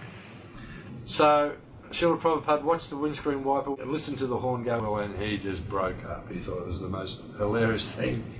And we went into great discourse about Indian cars, similar to the one that we're in at the moment. We actually had many nice preaching engagements for Srila Prabhupada. The first one was a meeting with 3 scientists from the Commonwealth of Australia's Scientific and Industrial Research Organisation, and they had a very, very nice conversation, and they were concerned with the food problem of the world. They wanted to know how specifically the Hare Krishna movement could help with the starving people of Asia. And Prabhupada just said, get them to chant Hare Krishna and that will solve all problems. And they sort of looked, you know. And that was a very jovial conversation, actually. And they were very respectful of Prabhupada. And at the end, one of the men admitted that his daughter had been given a copy of the Srimad Bhagavatam in the street by the devotees, and that he and one of the other gentlemen there were actually reading the Srimad Bhagavatam. And Prabhupada said that because they are reading the Bhagavatam, these men are gentlemen. There was a fellow scholar who had an idea to interview Prabhupada's disciples in order to work up psychological profiles on them and perhaps get an angle on what type of person might be most inclined to join the Hare Krishna movement. And he went to Prabhupada to get Prabhupada's permission to interview his disciples and ask them what it was they had been doing before they joined the Krishna consciousness movement. And Prabhupada said, no, it doesn't matter whether they're hippies on the street taking drugs, it doesn't matter whether they're PhDs. Whatever they were, it was black. So it was all black. It is not worth writing about. What's important, what's notable is the fact that they have joined this Krishna consciousness movement. And as far as trying to work up a psychological profile of what type of person joins the Krishna consciousness movement, it is simply the quest for the truth. If you want the answer to your question without a lot of research, those who are interested in the absolute truth, they will join the Krishna consciousness movement. And their lives will have little or no meaning or value. They're certainly not worthy of the subject of study before becoming devotees. But after becoming devotees, yes, that is worthy subject matter.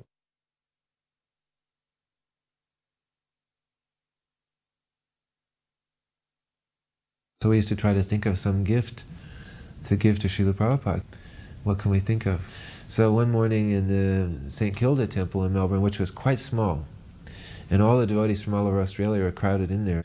So Prabhupada entered the room and we all offered obeisances, and I just heard Prabhupada say, "Don't touch the Bhagavatam to the floor." Somebody had touched the Bhagavatam to the floor because Prabhupada said, "Don't touch it to the floor." So I had this idea I could get a nice cloth made to wrap around the Bhagavatam. And I asked the ladies who do sewing for the deities, so they had this nice brocade cloth with gold tassels at the end. And I asked her to make that. And then I went into downtown Melbourne and I found some really nice looking mangoes. I think I bought about 6. So I put these things all in the Back to Godhead box, and then I went to the house where Prabhupada was staying, and I entered the room where Prabhupada was sitting in behind his desk and talking to a whole room full of devotees. So at one point he paused and he looked over my box. So he said, "So, what is this?" So I got the book cover cloth out. And I guess you could say when I entered the room I thought, well, I've got these really good gifts to offer to Prabhupada, you know, thinking this is pretty good. I've got something, right? So I picked the cloth up and I said, "Srila Prabhupada, I heard this morning you said that we shouldn't touch the Bhagavatam for the floor, so I got you this nice cloth to keep around your Bhagavatam." And Prabhupada said, "I don't touch my Bhagavatam to the floor." And then I wanted to explain what I meant, what led to me deciding to do this. But Prabhupada, every time I start to say something, he'd interrupt me. So I say, "Oh, but I mean, no, I don't touch my Bhagavatam to the floor." Every time I try to explain, he stopped me, you know. "I'm keeping my Bhagavatam on the shelf. I don't touch my Bhagavatam to the floor." He was very stern, you know. And then all the devotees started laughing really loud. And then he said, "This is for you." So in that way I was totally humbled, you know. I just felt like, oh, if I could crawl in a hole and hide, you know, I would. Everybody's laughing at me, and Prabhupada was so stern. I meant to give him a gift, but it sounded like an insult. I didn't mean it as an insult, but I can't explain it.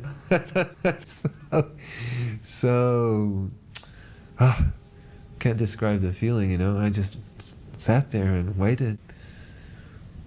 And then he said, "Then, at this stage, if I get these mangoes out, you know, what's going to happen if I get them out?" So I picked the mangoes up and I said, "And I also got you some mangoes." And Prabhupada looked at the mangoes, and then a big smile came on his face, and he said, "Ah, this is a gift. Mango is the king of fruit." And then his whole mood changed from stern to like just beaming. And I was like totally relieved, you know. But it relates to the idea that if you offer something with pride, then Krishna doesn't like it. It's not the right mood. But he created that mood in me, begging, "Please accept this offering." Prabhupada to me was a man full of grace.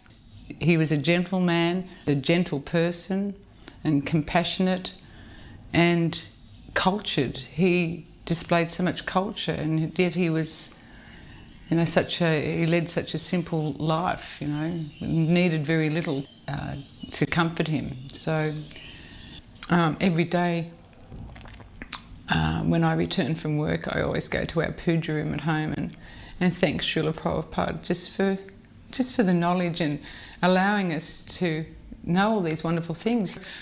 Actually, I get very emotional when I start to think about it.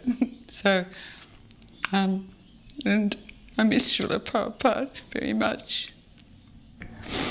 I would like to say I love you, Srila Prabhupada.